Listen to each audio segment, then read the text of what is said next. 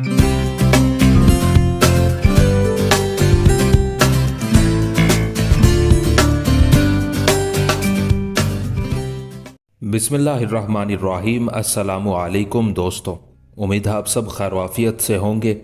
Amalric Shah यरूशलेम को ऐसी शिकस्त फाश की उम्मीद न थी। उसने अपने ख्याल के मुताबिक शामी फौज के गिर्द घेरा डाल लिया था। काहिरा का मशरकी हिस्सा उसके पास था। शुमाल में रेगिस्तान के उस पार सिकंदरिया की बंदरगाह थी जिस पर मिस्रियों का कब्जा था और सतह समंदर पर उसके जहाज तैर रहे थे। मगरिब की सम दूर दूर तक रेगिस्तानी इलाका था जिसमें गुम होना मौत को आवाज देने के मुतरादिफ था। शिरको ये बातें जानता था लेकिन वो बिल्कुल हिरासा ना था। ऐसे बिगड़े हालात ही में उसके असल जोहर खुलते थे, लेकिन सिवाय दो एक उमराए नूरिया के और कोई उसकी अकले रसा को ना पहुंचता था। उसी वजह से तकरीबन तमाम उमरा ने अलबाबे में जंग करने की बजाय शिरको को फरार या सुलह का मशवरा दिया था। लेकिन सलाहुद्दीन, अमीर बरगश और फ़की ईसा हकारी की कोशिशों से उमरा को काबू में रखा गया और आखिरकार शिरको ने वो शानदार कामयाबी हासिल की जिसे देखकर दुश्मन भी दंग रह गया। आम ख्याल था कि अलबाबे की अजीम फतह के बाद शिरको दरिया पार करके काहिरा के मैदान में एक बार फिर अपने मुत्तहिदा दुश्मन को ललकारेगा और अगर दुश्मन मुकाबले पर आया तो काहिरा और उसके साथ पूरे मिस्र की फतह शिरको के कदम चूमेगी। लेकिन शिरको ने जैसे काहिरा को जहन से उतार दिया और काहिरा का रुख करने की बजाय रेगिस्तानी इलाका पार करके सिकंदरिया के करीब खेमा जन हुआ।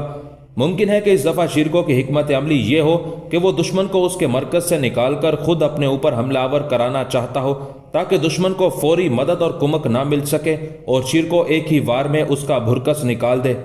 शिरको को सिकंदरिया की तरफ से हमले की तवक्को थी, लेकिन जब सिकंदरिया से बाहर कोई नहीं आया तो उसने आगे बढ़ के सिकंदरिया पर कब्जा कर लिया।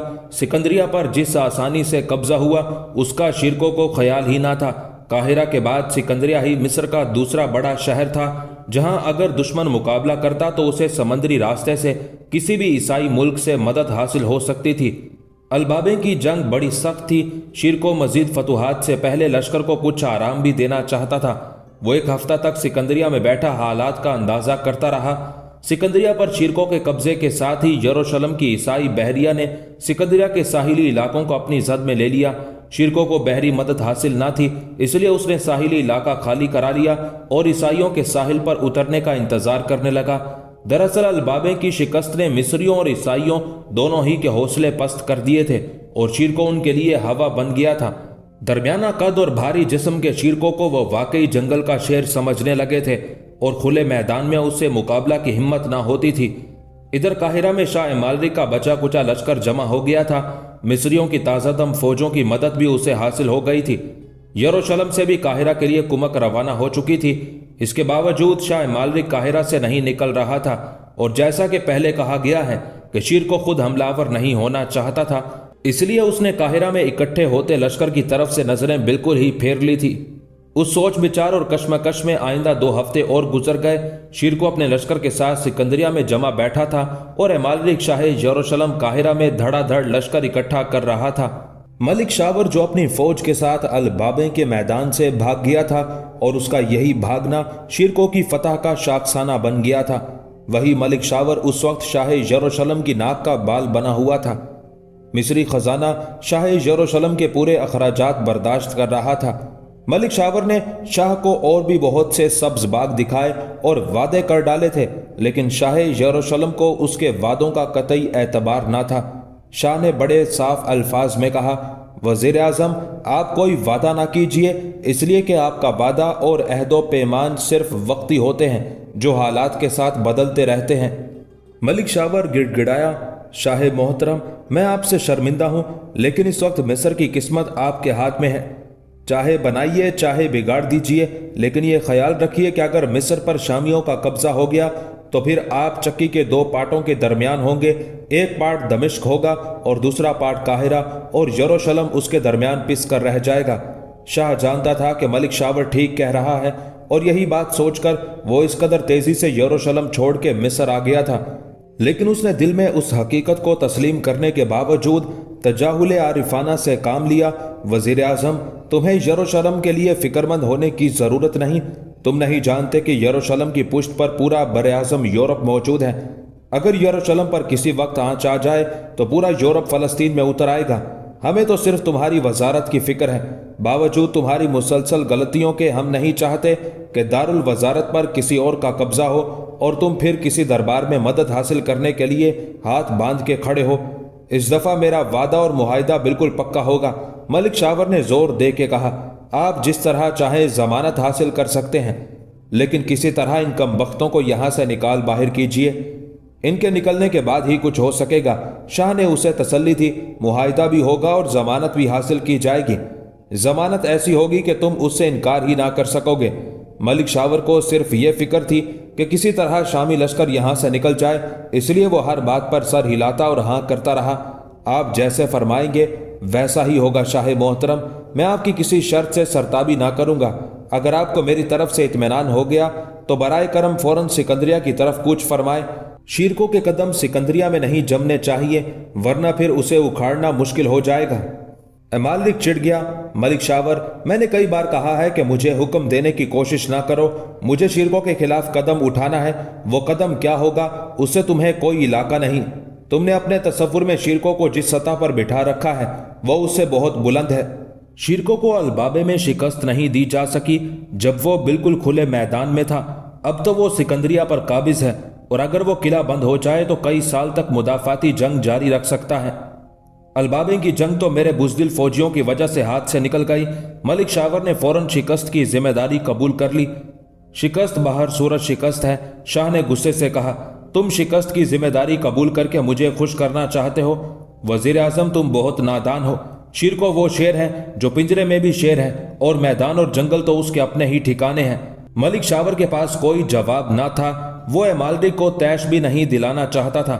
اسے خطرہ تھا کہ کہیں امالرک ناراض ہو کر یروشلم واپس نہ چلا جائے۔ وہ اپنی مرضی سے آیا تھا تو اپنی مرضی سے واپس بھی جا سکتا تھا۔ ملک شاور نے خاموشی سے سر جھکا لیا۔ شاید یہ ملک شاور کی خوش قسمتی تھی کہ 2 ہی دن بعد سکندریہ کے ایک جاسوس کی رپورٹ موصول ہوئی۔ شیرکو سکندریہ اپنے بھتیجے صلاح الدین کے حوالے کر کے ایک بڑے لشکر کے ساتھ جنوب کی طرف گیا ہے تاکہ شامی لشکر کے لیے سامان رسد اور نقد رقم حاصل کر لے۔ شاہ محترم سکندریہ پر حملے کے بارے میں غور فرما سکتے ہیں۔ امالرک شاہ یروشلم اس اطلاع سے بہت مسرور ہوا۔ جس وقت جاسوس کا یہ پرچہ امالرک کو دیا گیا، ملک شاور وہیں موجود تھا۔ اسے صرف یہ معلوم ہوا تھا کہ سکندریہ سے کوئی اہم خبر آنے والی ہے۔ شاہ یروشلم نے اسے اندھیرے میں نہیں رکھا اور صاف صاف بتا دیا کہ سکندریہ کے جاسوس نے شیرکو کے ایک لشکر کے ساتھ جنوب کی طرف روانہ ہونے کی خبر دی ہے۔ ملک شاور کا اس اطلاع سے دل باغ باغ ہو گیا۔ اس نے اس سلسلے میں کچھ کہنا چاہا، لیکن جب اس کی نظر شاہ امالرک کے سنجیدہ چہرے پر پڑی تو ہونٹوں پر آئے ہوئے الفاظ کو وہ نگل گیا اور شاہ کے بولنے کا انتظار کرنے لگا۔ شاہ بہت دیر تک فکر میں ڈوبا رہا۔ کبھی وہ آسمان کی طرف دیکھتا، کبھی ایک مقام پر نظر جما کر کھڑا ہو جاتا تو تیز قدموں سے ٹہلنے لگتا۔ جاسوس کے آنے کی خبر سن کر شاہ کے کئی بڑے بڑے سردار اس کے پاس آ گئے تھے، مگر ہر ایک خاموش کھڑا شاہ کے بولنے کا منتظر تھا۔ کچھ دیر بعد بادشاہ نے نظریں اٹھا کر سرداروں کو دیکھا۔ لشکر کو تیاری کا حکم دیا جائے، ہم کل سکندریہ روانہ ہو رہے ہیں۔ یروشلم کے سرداران فوج بھی اس حکم سے خوش ہو گئے۔ البابے میں کسی وجہ سے بھی شکست ہوئی ہو، لیکن تمام سردار اسے اپنا جرم سمجھتے تھے اور اس انتظار میں تھے کہ کوئی موقع آئے تو بدنامی کے اس داغ کو اپنے خون سے دھو ڈالنا چاہتے تھے۔ دوسرے دن شاہ یروشلم قاہرہ چھوڑ کے پورے لاؤ لشکر کے ساتھ سکندریہ جا رہا تھا۔ اس نے اپنے ساتھ سوائے ملک شاور کے مصر کا ایک فوجی بھی نہیں لیا تھا۔ البابے کے میدان میں وہ مصریوں کی بزدلی دیکھ چکا تھا، اس لیے وہ مزید خطرہ مول نہیں لینا چاہتا تھا۔ مصری فوج ساتھ نہ لینے کی ایک وجہ یہ بھی تھی کہ شاہ یروشلم کے اپنے ملک سے تازہ دم لشکر آ گئے تھے۔ سکندریہ کا پورا انتظام اور انصرام صلاح الدین کے سپرد تھا۔ یہ اس کے لیے بڑے امتحان کا وقت تھا۔ دمشق دور، شیرکو جنوب میں مصروف، سکندریہ کے سمندر میں نصرانی بیڑا گردش کرتا ہوا دکھائی دے رہا تھا۔ صلاح الدین نے شیرکو کے روانہ ہوتے ہی سکندریہ کو مضبوط کرنا شروع کر دیا تھا۔ شیرکو اس کے پاس صرف 1000 سوار چھوڑ گیا تھا۔ مصریوں کو بھرتی کر کے نیا لشکر بھی تیار نہیں کیا جا سکتا تھا، اس لیے کہ مصری ناقابل اعتبار تھے اور ان پر بھروسہ نہیں کیا جا سکتا تھا۔ قاسم الحسین دریائے نیل پار کر کے قاہرہ اپنے دوستوں سے ملنے گیا ہوا تھا۔ اس نے جو عیسائی لشکر کی سکندریہ کی طرف روانہ ہونے کی خبر سنی तो उचक के घोड़े पर सवार हुआ और ऐसी बागें उठाई कि सिकंदरिया पहुंच के दम लिया। उसने पहले आमिर से मशवरा किया, फिर दोनों सीधे अमीरजादे सलाहुद्दीन के पास पहुंचे। सलाहुद्दीन की हैसियत उस वक्त किलेदार, सिकंदरिया और सालारे फौज की थी, लेकिन जब आमिर ने इत्तला भेजी कि वो काहिरा से मिलने वाली एक खबर लेकर हाजिर होना चाहता है तो उसे फौरन अंदर बुलवा लिया गया। आमिर और कासिमुल हुसैन ने अमीरजादे सलाहुद्दीन को अदब से सलाम किया। फिर आमिर के इशारे पर कासिमुल हुसैन ने अर्ज किया, ऐ अमीरजादे और सालारे अफवाज शाम, मैं अभी भागम भाग काहिरा से यहाँ पहुंचा हूँ। मैंने काहिरा में सुना कि शाह यरूशलेम अपने पूरे लश्कर के साथ सिकंदरिया रवाना हो चुका है। मुझे यकीन न आया और सवार होकर सिकंदरिया के रास्ते पर चल पड़ा। थोड़ी ही देर बाद ईसाई लश्कर मेरे सामने था। जब तस्दीक हो गई कि ईसाई लश्कर की मंजिल सिकंदरिया है तो मैंने रास्ता काटा और दूसरे रास्ते से अमीरजादे तक पहुंचा हूं। मैंने ठहरो कासिम। अमीरजादा सलाहुद्दीन उठ के खड़ा हो गया। बाकी बातें बाद में करेंगे, पहले सिकंदरिया के दिफा का इंतजाम जरूरी है।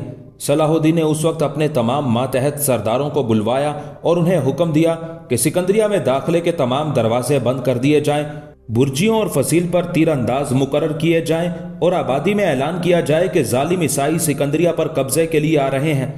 शामी फौज ने किलाबंद होकर मोर्चे संभाल लिए हैं। शहरी आबादी अपने मकानों के अंदर रहें और किसी किस्म की बदनज़मी ना पैदा होने दें। सिकंदरिया की आबादी मुख्तलिफ कौमों और नस्लों पर मुश्तमिल थी। सिकंदरिया बंदरगाह था और तिजारत का एक बहुत बड़ा मरकज। ज्यादा लोग तिजारत पेशा थे और जंगो जदल को पसंद ना करते थे। सिकंदरिया पर शीरकों के हमले के वक्त भी उन्होंने कोई मुजाहमत ना की थी और चुपचाप सिकंदरिया पर कब्जा करवा दिया था। इस वक्त भी उन्होंने वही रविश इख्तियार की और सलाहुद्दीन को यकीन दिलाया कि शहर में किसी किस्म की गड़बड़ ना होगी। शहरियों की तरफ से मुतमईन होकर सलाहुद्दीन फौजी इंतजाम में लग गया। आमिर और कासिमुल हुसैन ने उसे मसरूफ देखा तो खुद ही उठ के चले आए। सलाहुद्दीन और शामी लश्कर अगरचे सिकंदरिया वालों के लिए अजनबी थे, लेकिन शहरी शामी लश्कर और उसके सालार का नज़्मो ज़ब्त देख के ऐसे मुतमईन थे कि अपने अपने घरों में जाके बैठ गए और मोहल्ला कमेटियों ने फौरन ऐलान कर दिया कि सिकंदरिया पर काबिज शामी फौजियों के साथ हर तरह का ताउन किया जाए। शाह यरूशलेम पूरे लश्कर के साथ सिकंदरिया पहुंचा। उसे मालूम था कि शामियों के पास फौज कम है और जो कुछ थी उसमें से निस्फ फौज शीर को अपने साथ ले गया था। ऐसी सूरत में सिकंदरिया पर उसका कब्जा हो जाना कुछ ज्यादा मुश्किल ना था।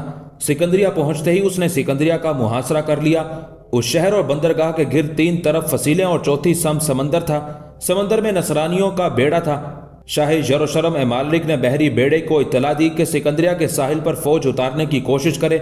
उसने खुद मंजनीक बरदारों को हुक्म दिया कि शहर पर पत्थर बरसाएं। शाह यरूशलेम ने पूरी तैयारी करके महसूर सलाहुद्दीन पर एक जबरदस्त हमले का आगाज किया।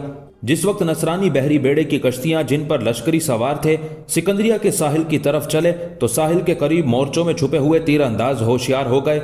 उन्होंने पोजीशन संभाली और नसरानी कश्तियों के साहिल तक पहुंचने का इंतजार करने लगे। जो ही नसरानी लश्करी कश्तियों से उतर के साहिल की सीढ़ियां चढ़ के ऊपर आने लगे कि उन पर तीरों की एक बाढ़ पड़ी। फिर तीर फिजा से बारिश की तरह बरसने लगे। नसरानी बहरी सिपाही उस नागहानी से घबरा के अपनी कश्तियों की तरफ वापस भागे। उस वक्त शामी तीरंदाजों ने अपने मोर्चों से निकलकर उन पर तीर बरसाना शुरू कर दिए और वो 50-60 लाशें और जख्मी छोड़ के भाग खड़े हुए।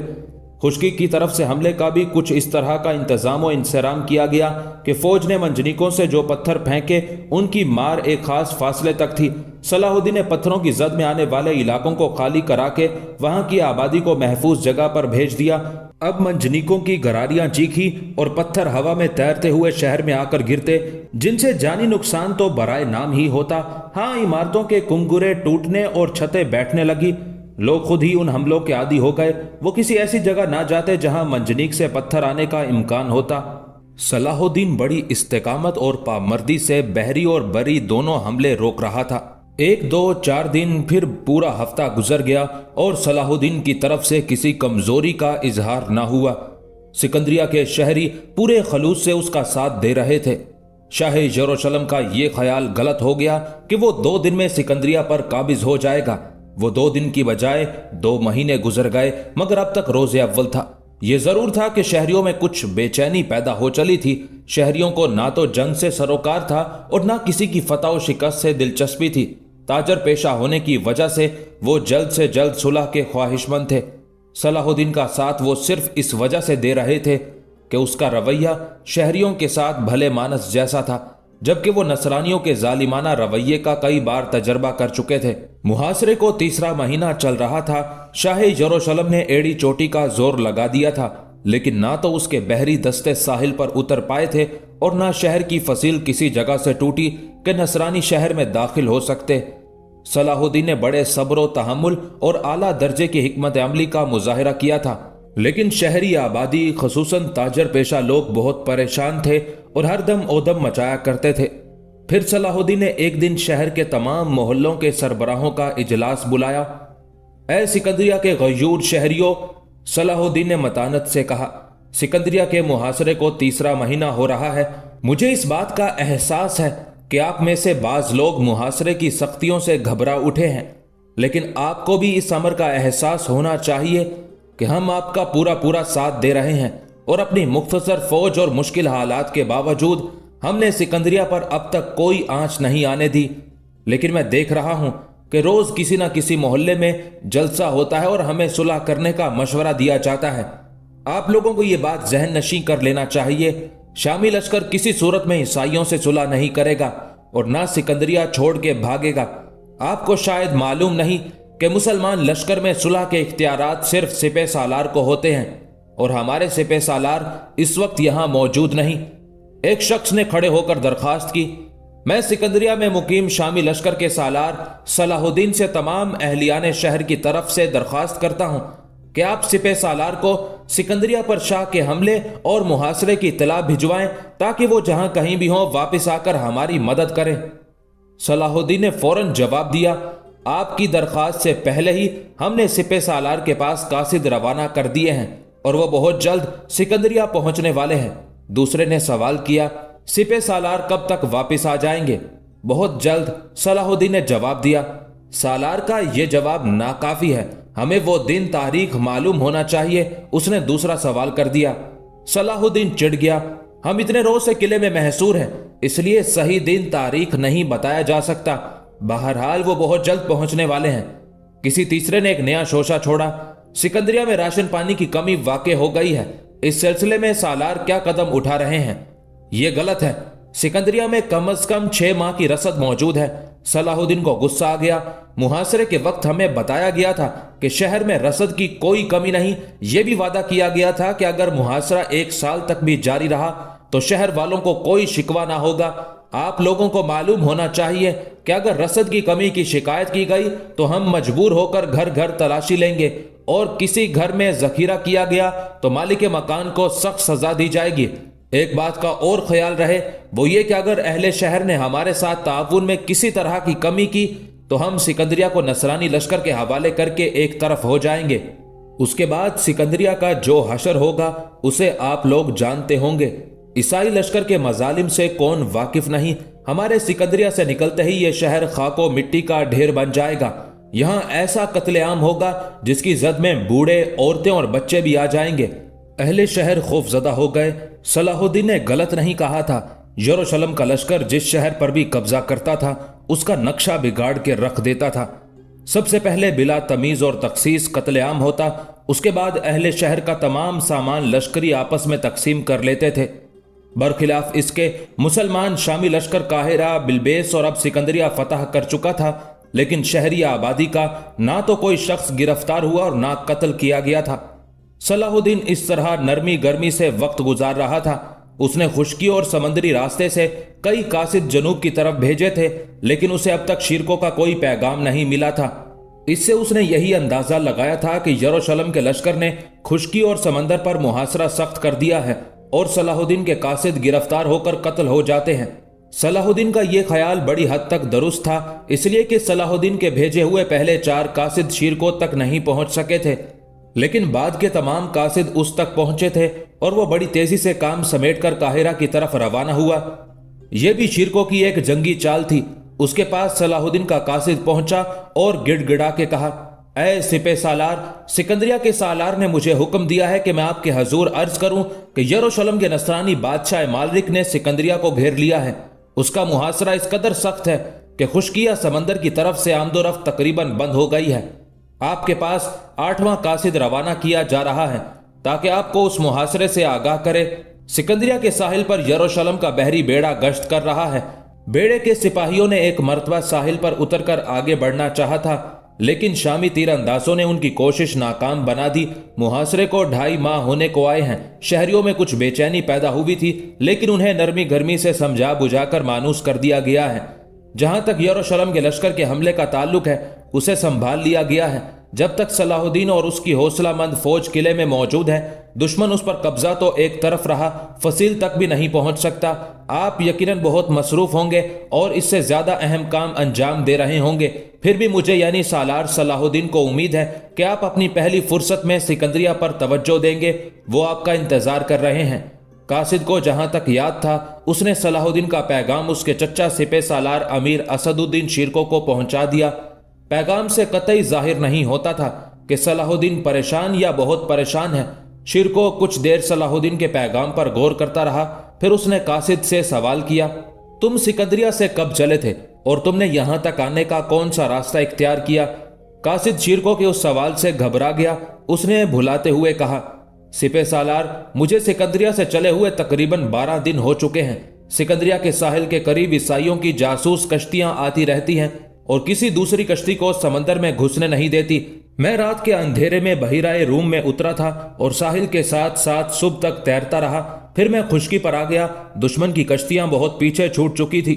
मैंने खुले बाजार से घोड़ा खरीदा और जनूब की तरफ चल पड़ा। इस तरह मैं 12वें दिन आपके पास पहुंचा हूं। शिरको ने लंबी सांस ली। सिकंदरिया में सामान्य रसद का कितना जखीरा बाकी है? लोग भूखों तो नहीं मर रहे? जी जी जी, कासिद घड़बड़ा के रह गया। घबराओ नहीं, ठीक ठीक बताओ, शिरको ने उसे तसल्ली दी। सिपह सालार, मेरी जान की जिम्मेदारी ली जाए तो कुछ अर्ज करूं? कासिद उंगलियां चटखाने लगा। हम वादा करते हैं कि तुम्हारी तरफ कोई उंगली भी ना उठा सकेगा। शिरको ने जिम्मेदारी कबूल कर ली। सिपह सालार बहादुर, कासिद ने संभल कर कहा, सालार सलाहुद्दीन ने मुझे ताकीद की थी कि अगर आप किसी मुहासरे में मसरूफ हों या अहम काम सर अंजाम दे रहे हों तो मुख्तसर पैगाम दिया जाए और सिकंदरिया की कोई ऐसी बात ना बताई जाए जिससे आप परेशान हो जाएं। वही बात हम जानना चाहते हैं कासिद, शिरको ने जोर देकर कहा। बदजात शहरी तरह तरह के बहाने बनाकर बगावत करना चाहते हैं। वो सिपह सालार पर जोर दे रहे हैं कि शाह मालरिक से सुलह कर ली जाए, क्योंकि शहर में खाने पीने की चीजों की कमी हो गई है। इसका क्या तदारुक किया है सलाहुद्दीन ने? शिरको फिक्रमंद हो गया। कासिद ने जवाब दिया, सालार ने ऐलान कर दिया है कि अगर किसी ने गल्ला का जखीरा किया तो उसे सख्त सजा दी जाएगी। ठीक, शिरको को जैसे इत्मीनान हो गया। तुम्हारे ख्याल में क्या गल्ले का कहत पड़ गया है सिकंदरिया में? बिल्कुल नहीं सिपह सालार, कासिद ने इनकार किया। सालार के उस ऐलान से पहले ही जखीरा अंदोज को सख्त सजा दी जाएगी। सिर्फ 2 रोज गल्ला महंगा हुआ था, लेकिन ऐलान होते ही तमाम गल्ला बाजार में आ गया। दरअसल सिकंदरिया में मुख्तलिफ कौमों और नस्लों के लोग आबाद हैं। ज्यादातर तिजारत करते हैं। उन्हें ना जंग से दिलचस्पी है और ना किसी की फतह और शिकस्त से कोई सरोकार। वो हर सूरत में अमन चाहते हैं, इसलिए वो सालार के खिलाफ बगावत भी कर सकते हैं। उनका ख्याल था कि आप सिकंदरिया में मौजूद नहीं, जवां उमर सलाहुद्दीन ज्यादा दिन तक मुदाफियत ना कर सकेगा और शाह यरूशलेम का सिकंदरिया पर कब्जा हो जाएगा। मगर हमारे सालार ने उनके छक्के छुड़ा दिए हैं। मगर सिकंदरिया की हालत अब मखदूश है। शिरको ने खुद कलामी की, लेकिन उसकी आवाज कासिद तक पहुंच गई। कासिद ने जवाब दिया, सिपह सालार बिल्कुल दुरुस्त फरमाते हैं। पत्थर पर अगर मुसलसल पानी गिरता रहे तो उसमें लकीरें पड़ जाती हैं। शाह यरूशलेम को रोज ताज़ा दम कुमक मिलती जा रही है और किले की फौज रात भर जागती है। उनके पास पहरा बदलने के लिए भी आदमी नहीं। आखिर वो कहां तक मुकाबला करेंगे? तुम जिस रास्ते से आए हो उस तरफ से वापस जाओ। शिरको ने कासिद को हुक्म दिया। सलाहुद्दीन से कहना कि वो ऐलान करा दे कि असदुद्दीन शिरको सिकंदरिया की तरफ चल चुका है। दुश्मन अपना इंतजाम कर लें। कासिद ने घोड़ा बदला, कपड़े तब्दील किए, फिर खाना खाकर 1 घंटा आराम किया और सिकंदरिया से रवाना हो गया। शाह मालरिक ने मुहासरा इस कदर सख्त किया था कि किसी को किले से बाहर जाने या अंदर जाने का तसव्वुर भी नहीं किया जा सकता था। कासिद को किले से निकलने, दाखिल होने और रास्तों का अच्छी तरह इल्म हो गया था। वो बड़ी बर्क रफ्तारी से वापस हुआ और रात दिन सफर करता हुआ सिकंदरिया पहुंच गया। सलाहुद्दीन बड़ी इस्तेकामत से मुदाफात कर रहा था। बाहर से हमलों को रोकने के अलावा उसे शहरियों को भी काबू में रखना पड़ रहा था। ये शहरी मुख्तलिफुल ख्याल लोगों के अखड़ और बद दिमाग गिरोह थे। ताजिरों ने शहर के गुंडों को भड़का दिया था जो रोज किसी न किसी मोहल्ले में ओधम मचाए रखते थे। सलाहुद्दीन ने उनकी सरकूबी के लिए एक तूफानी दस्ता बना दिया था जिसके लिए हुक्म था कि जिस जगह झगड़ा हो वहां के सरकर्दा लोगों को पकड़ के उनसे फसाद फैलाने वालों के नाम दरियाफ्त करें, फिर एक दो को सूली पर चढ़ा दें। उस तदबीर से बदमाशों ने सर उठाना छोड़ दिया और वो दुबक के बैठ गए। सलाहुद्दीन ने ऐलान कराया कि शामी लश्कर के सिपह सालार असदुद्दीन शिरको सिकंदरिया पहुंचने वाले हैं, फिर यरूशलेम के लश्कर पर दो तरफ से हमला होगा। शाह मालिक उस ऐलान से घबरा गया। सिकंदरिया के मुहासरे को 70 दिन हो चुके थे लेकिन महसूरीन में कोई कमजोरी नहीं पैदा हुई थी। अभी शिरको की आमद के ऐलान से नसरानी लश्कर लरस रहा था कि जासूसों ने शाह मालिक को इत्तला दी। शाह अली मकाम बुज़दिल शिरको ने काहिरा का मुहासरा कर लिया है। शाह मालिक के हाथों के तोते उड़ गए। कहीं अफवाह तो नहीं? क्या तुम्हें यकीन है शाहों के दरबार में गुलाम झूठ नहीं बोल सकते? जासूस ने बड़े इस्तकलाल से कहा, यह खबर झूठ नहीं बल्कि मैं अपनी आंखों से देख कर आ रहा हूं। शाह ने सरदारों को मशवरे के लिए तलब किया और सर झुकाकर सोच में डूब गया। शाह मालिक और खुद मिस्रियों के लिए काहिरा की अहमियत सिकंदरिया से कहीं ज्यादा थी। काहिरा सिर्फ दारुल सल्तनत ही नहीं बल्कि मुल्क का सबसे अमीर और अहम शहर था। वहां दारुल वजारत था जहां मिस्र का वजीर आजम जो ताकत के एतबार से खलीफा से भी ज्यादा अहमियत रखता था, वहीं हरीम खिलाफत थी जहां मिस्र का फातमी खलीफा अल आजिद रहता था जो अमूर सल्तनत में तो कोई दखल ना रखता था लेकिन एक मजहबी हस्ती थी, ऐसी हस्ती जिसकी इज्जत व वकार तमाम मिस्रियों को अजीज थी। सवाल यह था कि काहिरा को किस तरह बचाया जाए। मालिक तो फलस्तीन से यह सोच कर चला था कि इस दफा वो शामी फौजों को मिस्र से निकाल के मलिक शावर से एक ऐसा मुआहिदा करेगा जिसकी रूह से मिस्री हुकूमत में यरूशलेम का पूरा अमल दखल हो और कोई बैरूनी ताकत मिस्र पर हमले की जुर्रत ना कर सके। लेकिन वो पहली ही जंग यानी जंग अलबाबे में शिकस्त खा गया था। उस शिकस्त के बाद उसने सिकंदरिया को खाली देखकर उसका मुहासरा कर लिया था। उसके ख्याल के मुताबिक सिकंदरिया को एक हफ्ते के अंदर हथियार डाल देना चाहिए थे, लेकिन 70 से ऊपर दिन गुजर जाने के बाद भी वो महसूर फौज का कुछ ना बिगाड़ सका था। उसने मजलिस मुशावरत तो बुला ली थी लेकिन वो जानता था कि फैसला खुद उसकी अपनी जात को करना होगा। मिस्रियों की बुज़दिली की वजह से हमें अलबाबे में शिकस्त का मुंह देखना पड़ा। शाह मालिक दबे लहजे में बोल रहा था, इस वक्त शिरको जनूब में गया हुआ है। सिकंदरिया को खाली समझकर हमने इस पर कब्जे की कोशिश की लेकिन सिकंदरिया के बाशिंदों ने अब तक हमसे ताउन का कोई इशारा नहीं दिया है और इस वजह से शामी फौज किले पर कब्जा किए बैठी है। बहिरा रोम की तरफ से हमने सिकंदरिया में दाखिल होने की कोशिश की थी लेकिन वहां भी यही सूरत हाल रही। अगर शहर वाले जरा भी हमसे ताउन करते तो शामी फौज मुदाफत ना कर सकती और हम किले पर काबिज हो जाते। एक सरदार जो ज्यादा पुरजोश और बेसब्रा था ने कहा, शाह मुअज्जम आप पुरानी बातों का जिक्र फरमा रहे हैं और हमारे दिल काहिरा पर शामी फौज के कब्जे से खून के आंसू रो रहे हैं। सिकंदरिया को जहन्नम में झोंकिए और काहिरा को किसी सूरत में बचाने की कोशिश फरमाइए। हम अपने पुरजोश सरदारों के जज्बात की कदर करते हैं। शाह को सरदार का लहजा अगरचे नागवार गुजरा था लेकिन उसने मसलहतन उसकी तारीफ की। ठीक है, सिकंदरिया की हमें ना जरूरत है और ना इसकी अहमियत है, मगर अब सवाल यह है कि काहिरा शिरको के मुहासरे से किस तरह आजाद कराया जाए। काहिरा उसके मुकाबले की ज्यादा दिन ताब नहीं ला सकता। शिरको किसी वक्त काहिरा पर काबिज हो सकता है। अगर किस्मत ने ऐसा दिन दिखाया तो फिर शिरको को काहिरा से बेदखल करना तकरीबन नामुमकिन हो जाएगा। आप सिकंदरिया देकर काहिरा शिरको से ले लीजिए। एक और सरदार ने राय दी, सिकंदरिया से काहिरा का तबादला हमारे लिए वाकई बड़ा सस्ता सौदा होगा। शाह मालिक ने जवाब दिया, लेकिन शिरको एक तो ऐसा सस्ता सौदा कबूल नहीं करेगा, फिर सिकंदरिया हमारे पास है कब कि हम उसका सौदा करें। सिकंदरिया पर शिरको का भतीजा सलाहुद्दीन काबिज है। काहिरा से शिरको को निकालने के लिए हमें बहुत कुछ खोना पड़ेगा। हो सकता है कि हमें काहिरा के सिलसिले में शिरको को एक भारी रकम पेश करना पड़े। अगर ऐसा हो सकता है तो यह रकम मलिक शावर से वसूल की जा सकती है।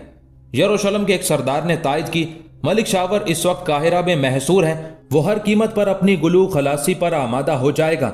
आखिर तय हुआ कि शिरको से काहिरा का मुहासरा उठाने के लिए गुफ्तगू का आगाज किया जाए।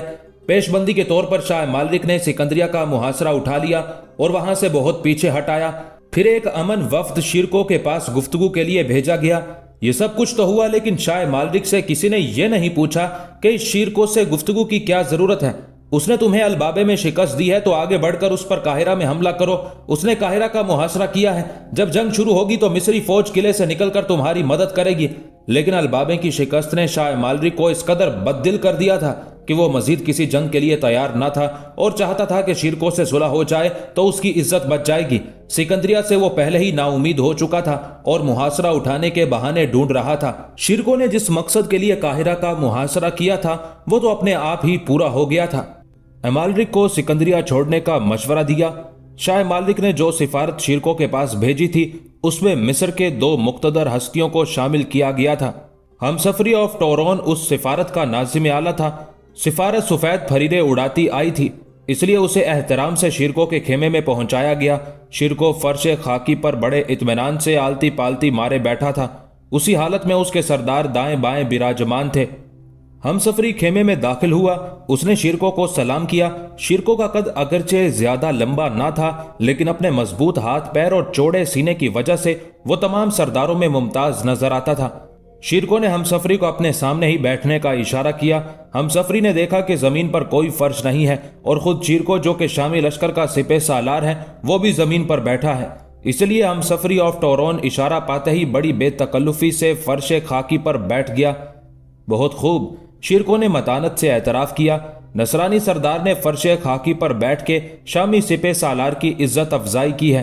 میں خوش ہوا سفارت کے رویے سے، معلوم ہوتا ہے کہ واقعی مصالحت کے ارادے سے آئی ہے۔ ہمسفری آف ٹورون شامیوں کے مزاج سے واقف تھا، اس نے فوراً کہا، سپہ سالار معظم، جب آپ فرش خاکی پر تشریف رکھتے ہیں تو پھر یروشلم کے ایک معمولی سردار کی کیا حیثیت ہے کہ وہ زمین پر بیٹھنے سے انکار کرے؟ مرنے کے بعد یوں بھی سب کو اسی مٹی میں جانا ہے، اس لیے اسے گریز کی کوئی وجہ نظر نہیں آتی۔ سبحان اللہ، شیرکو نے اس کی تعریف کی۔ میں تمہارے خیالات سے بہت خوش ہوں۔ اب بتاؤ تمہارے بادشاہ کے مزاج کیسے ہیں؟ شاہ امالرک بالکل باخیریت ہیں اور انہوں نے آپ کی مزاج پرسی کا مجھے حکم دیا ہے۔ ہمسفری نے بڑے ادب سے جواب دیا۔ شاہ امالرک ہم سے کیا چاہتے ہیں؟ شیرکو نے سیدھا سا سوال کیا۔ ہمسفری نے بھی سیدھے سوال کا سیدھا ہی جواب دیا۔ شاہ کوئی مزید خون ریزی نہیں چاہتے، ان کی خواہش ہے کہ آپ مصر کی سرزمین خالی کر دیں، اس کے لیے آپ جو شرط پیش کریں گے اس پر غور کیا جائے گا۔ بلا وجہ کی خون ریزی میں بھی پسند نہیں کرتا، شیرکو نے ٹھہرے ہوئے لہجے میں کہا۔ مصر کے اس خوبصورت شہر قاہرہ کو میں برباد کرنا نہیں چاہتا، اس میں مسلمانوں کے ایک عقیدے کے ماننے والوں کے محترم خلیفہ کا محل ہے، مساجد ہیں، درگاہیں اور مکاتب ہیں۔ اگر آج میں منجنیکوں کو سنگ باری کا حکم دے دوں تو آئندہ 24 گھنٹے میں شہر کا حلیہ بگڑ جائے، اس لیے میں نے اب تک ایک ہلکا سا محاصرہ کیا ہے۔ میں نے شہریوں کی ضرورت و خرد و نوش کا سامان اندر لے جانے کی اجازت دے رکھی ہے، باہر سے آنے والے زائرین کو بھی قاہرہ کے اندر جانے کی اجازت ہے۔ یہ سپہ سالار کی فراخ دلی اور کمال انسانیت کا ثبوت ہے۔ ہمسفری نے بڑے خوشامدانہ انداز میں کہا، آپ کے اس سلوک کا مصر کے وزیر اعظم، مصر کے خلیفہ اور قاہرہ کے شہریوں کو شکر گزار ہونا چاہیے۔ اور کیا شاہ امالرک کو ہمارے اس سلوک کے لیے ہمارا شکر گزار نہیں ہونا چاہیے؟ شیرکو نے قدر تلخ لہجے میں کہا۔ شاہ یروشلم مصر سے سالانہ خراج وصول کرتے ہیں، جس کے سلسلے میں ان کا فرض ہے کہ وہ قاہرہ اور دوسرے تمام بڑے بڑے شہروں کی حفاظت کریں، لیکن تمہارے شاہ نے اپنا فرض ادا نہیں کیا۔ فلسطین سے چل کے وہ مصر اس لیے آئے تھے کہ اپنے زیر کفالت ملک مصر کو شامی لشکر سے بچائے، لیکن وہ البابے میں شکست کھانے کے بعد اپنا فرض بھول گئے۔ پھر انہیں یہ فرض اس وقت یاد آیا جب ہم سکندریہ سے دور تھے۔ انہوں نے سکندریہ کا محاصرہ اس لیے کیا تھا کہ وہاں شیرکو موجود نہیں تھا، مگر 75 دنوں کے محاصرے کے بعد انہیں معلوم ہوا کہ شیرکو سکندریہ میں نہ ہوتے ہوئے بھی وہاں موجود ہے۔ صرف سکندریہ نہیں بلکہ پورے مصر میں جہاں شاہ یروشلم جائیں گے شیرکو کو موجود پائیں گے۔ انہوں نے قاہرہ کو محض اس لیے خالی چھوڑا تھا کہ انہیں شیرکو کی طاقت کا اندازہ نہ تھا۔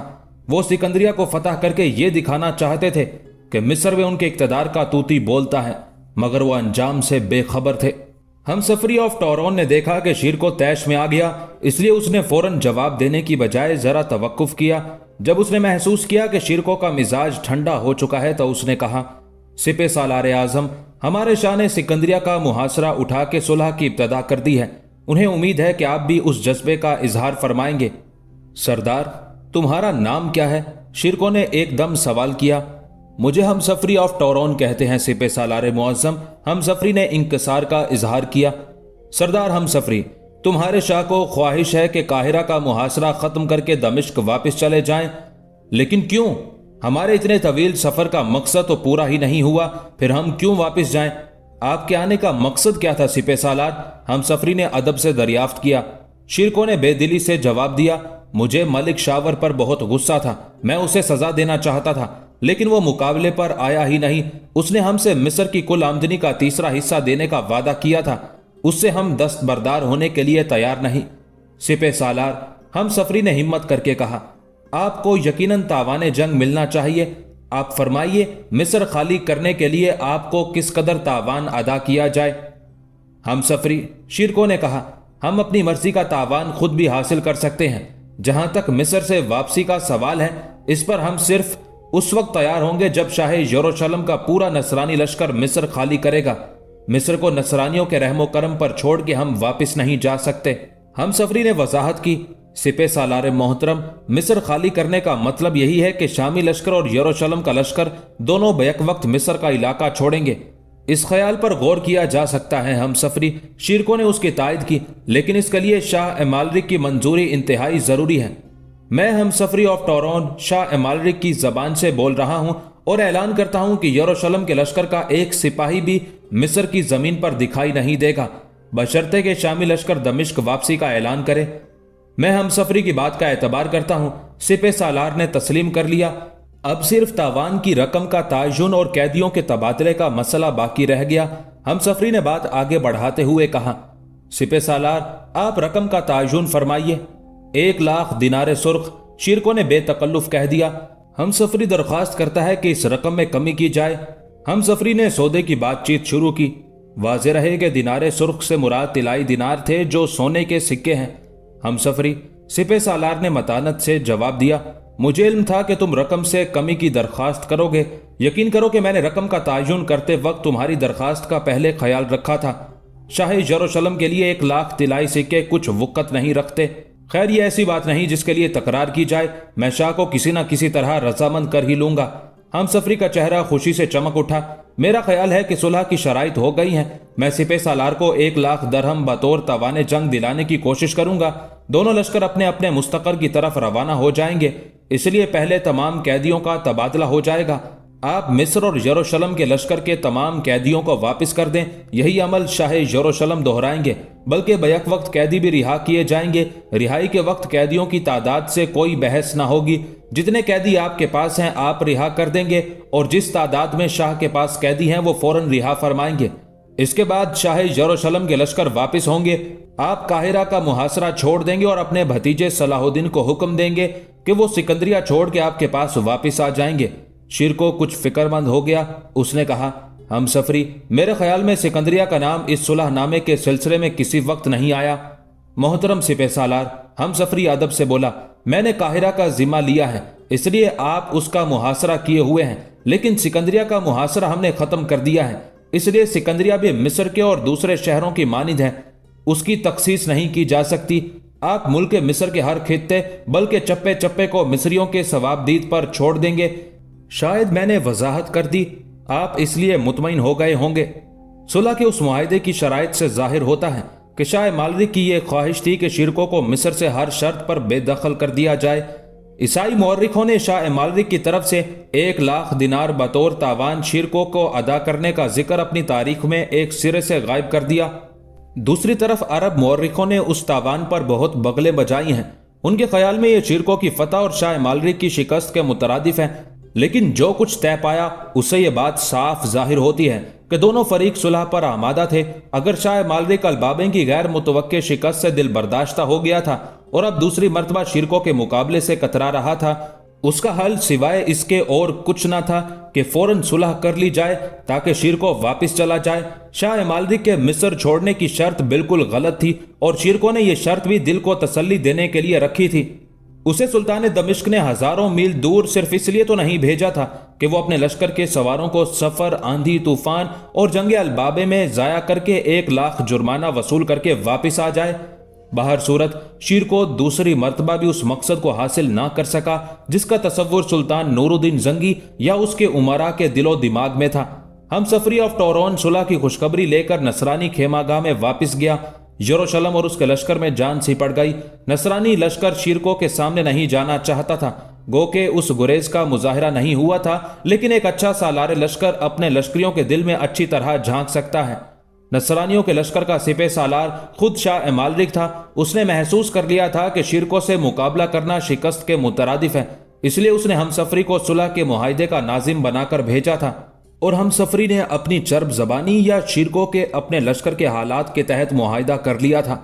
शाह ने उन शराइत के तहत जब हमसफरी को दोबारा सिपह सालार शिरकों के पास भेजा तो हमसफरी के साथ सिर्फ चंद शामी कैदी थे और 1,00,000 दिनारे सुर्ख की थैलियां थी। सुलहनामे पर शाह मालरिक की तरफ से हमसफरी ऑफ टोरन ने दस्तखत किए और शामी लश्कर की तरफ से शिरकों ने दस्तखत जब्त किए। शिरकों ने फौरन कासिद भेजकर सलाहुद्दीन को बुलवाया। ताज्जुब की बात यह थी कि जिस वक्त सलाहुद्दीन सिकंदरिया से वापस होने लगा तो सिकंदरिया की आवाम उसकी रवानगी पर अश्कबार थी। उनमें वो लोग भी शामिल थे जो शुरू में सलाहुद्दीन को पसंद ना करते थे, मगर जब उन्हें मालूम हुआ कि सिकंदरिया का मुहासरा एक मुआहिदे के जरिए खत्म किया गया है जिस पर शाह यरूशलेम के खास सरदार हमसफरी ऑफ टोरन ने दस्तखत किए हैं, तो सलाहुद्दीन के मती हो गए। सिकंदरिया में अफवाह गर्दिश कर रही थी कि नसरानी लश्कर ने मिस्र छोड़ देने का अहद किया है, लेकिन शामियों के वापस जाते ही नसरानी लश्कर वापस आकर काहिरा और सिकंदरिया पर कब्जा कर लेगा और शामियों को 1,00,000 की अदायगी की हुई रकम को असल माह सूद सिकंदरिया और काहिरा के ताजिरों से वसूल करेगा। बदअहद वजीर आजम मिस्र मलिक शावर को सुलह की उस बातचीत से बिल्कुल अलग रखा गया। जैसे मिस्र का मालिक मलिक शावर नहीं बल्कि शाह मालरिक था। शिरकों को उसकी सूरत से नफरत थी। उसने मलिक शावर का एक बार भी नाम नहीं लिया। शिरकों ने मुआहिदा किया, रकम वसूल की और मिस्र की सरजमीन से मां अपने लश्कर के निकल गया। उसने ये भी इसरार नहीं किया कि पहले यरूशलेम का लश्कर मिस्र छोड़े फिर वो वापस जाएगा। उसके ख्याल में ये इसरार एक बचगाना जिद थी। मिस्र और यरूशलेम की सरहदें मिली हुई थी। बहरे रोम में उनका बेड़ा गर्दिश कर रहा था। अगर शीर को इसरार करके नसरानियों को पहले मिस्र छोड़ने पर आमादा करता तो भी शाह को कोई फिक्र ना थी। वो अपना लश्कर बिलबेस ले जाता, फिर शिरकों के दमिश्क वापस होते ही वो मिस्र वापस आ जाता। शिरको दमिश्क वापस जाने की तैयारी कर रहा था कि शाह यरूशलेम ने मलिक शावर को बुलाकर उसे डांट पिलाई। बुजदिल मिस्र के बुजदिल वजीर आजम शाह मालरिक ने उसे आड़े हाथों लिया। तुम इस काबिल नहीं कि इस मुअज़्ज़ज़ ओहदे पर बरकरार रखे जाओ। तुमने शिरकों से बदअहदी करके हमारी आंखें खोल दी हैं। तुम्हारी बुजदिली और बदअहदी की वजह से मिस्र पर जोर पड़ा। हम तुम्हारी जगह किसी और काबिल एतमाद आदमी को वजीर आजम बनाना चाहते हैं। इसके लिए तुम्हें खिलाफत माप से इजाजत हासिल करनी होगी। वजीर आजम की जान ही निकल गई। ऊपर का दम ऊपर और नीचे का नीचे। उसकी आंखों में आंसू आ गए। घिघिया कर बोला, शाह आली मकाम, आपने अब तक मेरी सरपरस्ती फरमाई है, तो अब मेरे सर से दस्ते शफकत क्यों खींच रहे हो? मैंने आपसे भी सरताबी नहीं की। मैं जानता हूं कि मुझ में बहुत से ऐब हैं, लेकिन उस्ताद या बाप नालायक औलाद को छोड़ा नहीं करता बल्कि उसकी इस्लाह करता है। आप मेरे उस्ताद भी हैं और बाप भी हैं। अपने साए से मुझे अलग ना कीजिए। मुझे सजा देना है तो जरूर दीजिए, लेकिन अपनी शफकत से महरूम ना कीजिए। शाह मालरिक ने यूं सर झुकाया जैसे वो किसी गहरी फिक्र में हो। हालांकि मलिक शावर को मरूब करने के लिए वो ड्रामा कर रहा था। बदअहद वजीर आजम मिस्र उसके आगे सर झुकाए खड़ा था। वजीर आजम मलिक शावर, हमने एक फैसला किया है। शाह मालरिक ने यूं कहा जैसे मेरे मुंह में खाक उस पर वही नाजिल हुई हो। इरशाद शाह मुअज्जम, मैं गोश बर आवाज हूं। मलिक शावर ने बड़े इज्ज से कहा, हमारी कुछ फौजें मिस्र में रहेंगी। शाह ने अपनी आवाज में गरज पैदा कर ली, सुबहान अल्लाह, बड़ा नेक ख्याल है। काहिरा वाले यरूशलेम के लश्करियों का खैर मकदम करेंगे। शहर में सुकून पैदा हो जाएगा और किसी को वजीर आजम मिस्र के खिलाफ जबान खोलने की जुर्रत ना होगी। मलिक शावर ने नसरानियों को काहिरा पर कब्जा दिया। शाह यरूशलेम का दूसरा इरशाद हुआ, शहर पनाह के तमाम दरवाजे पर हमारे फौजियों का पहरा होगा ताकि सुल्तान दमिश्क का लश्कर शहर में दाखिल ना हो सके। ये तो और भी अच्छी बात है। बेगैरत मलिक शावर ने जवाब दिया, आपके फौजियों के पहरे से काहिरा में किसी दूर विदेशी मुल्क का लश्कर दाखिल ही ना हो सकेगा। आप हमारे मुल्क के किस कदर हमदर्द हैं शाह मुअज्जम।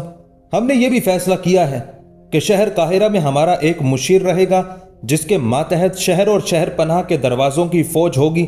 ये मुशीर वजीर आजम मिस्र और अगर जरूरत पेश आई तो खिलाफत के अहम कामों में मशवरा देगा।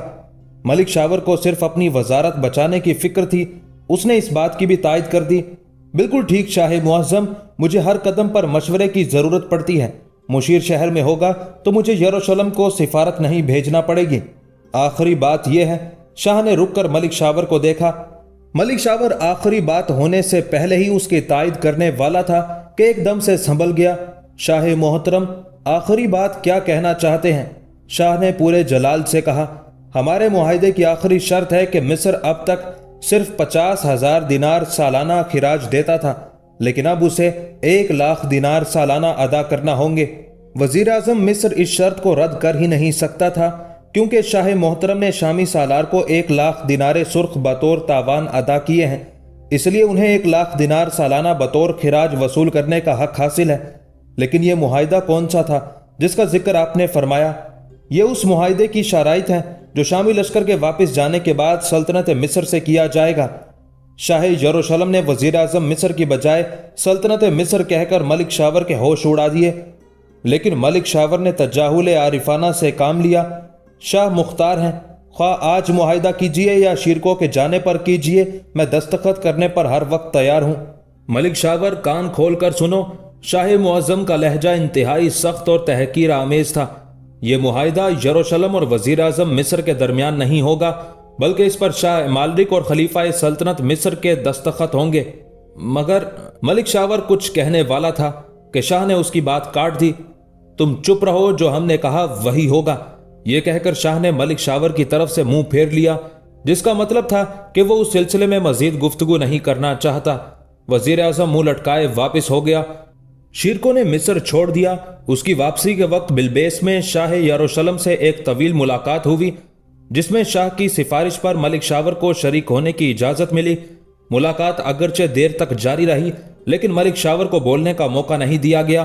ایک بار اس نے بولنے کی کوشش کی تھی کہ شیرکو نے اسے ہاتھ کے اشارے سے روک دیا اور شاہ یروشلم سے کہا، اے شاہ، مصر کے طوطے ملک شاور کا خاص خیال رکھیے گا۔ یہ بولتا خوب ہے، مگر اس کی آنکھیں ہمیشہ ماتھے پر ہوتی ہیں۔ یہ شخص بدعہدی کا نمونہ اور ملک و قوم سے غداری کا پیکر ہے۔ اگر آپ اس سے ہوشیار رہیں گے تو بہتوں کا بھلا ہوگا، ورنہ یہ مارے آستین کسی نہ کسی کو ضرور ڈس لے گا۔ اس کے آگے ملک شاور کیا بول سکتا تھا؟ اس پر گھڑوں پانی پڑ گیا، مگر بے غیرت تھا، اس لیے تمام وقت دوسرے لوگوں سے ہنس ہنس کر باتیں کرتا رہا۔ ادھر تو شامی لشکر مصر سے رخصت ہو رہا تھا اور دوسری طرف عامر غربی سعید پہنچا ہوا تھا۔ اس نے گزشتہ شب صلاح الدین سے صاف کہہ دیا تھا کہ وہ اپنی جان تمنا سے آخری ملاقات کرنا چاہتا ہے، اور صلاح الدین نے ہنس کے اسے اجازت دی تھی۔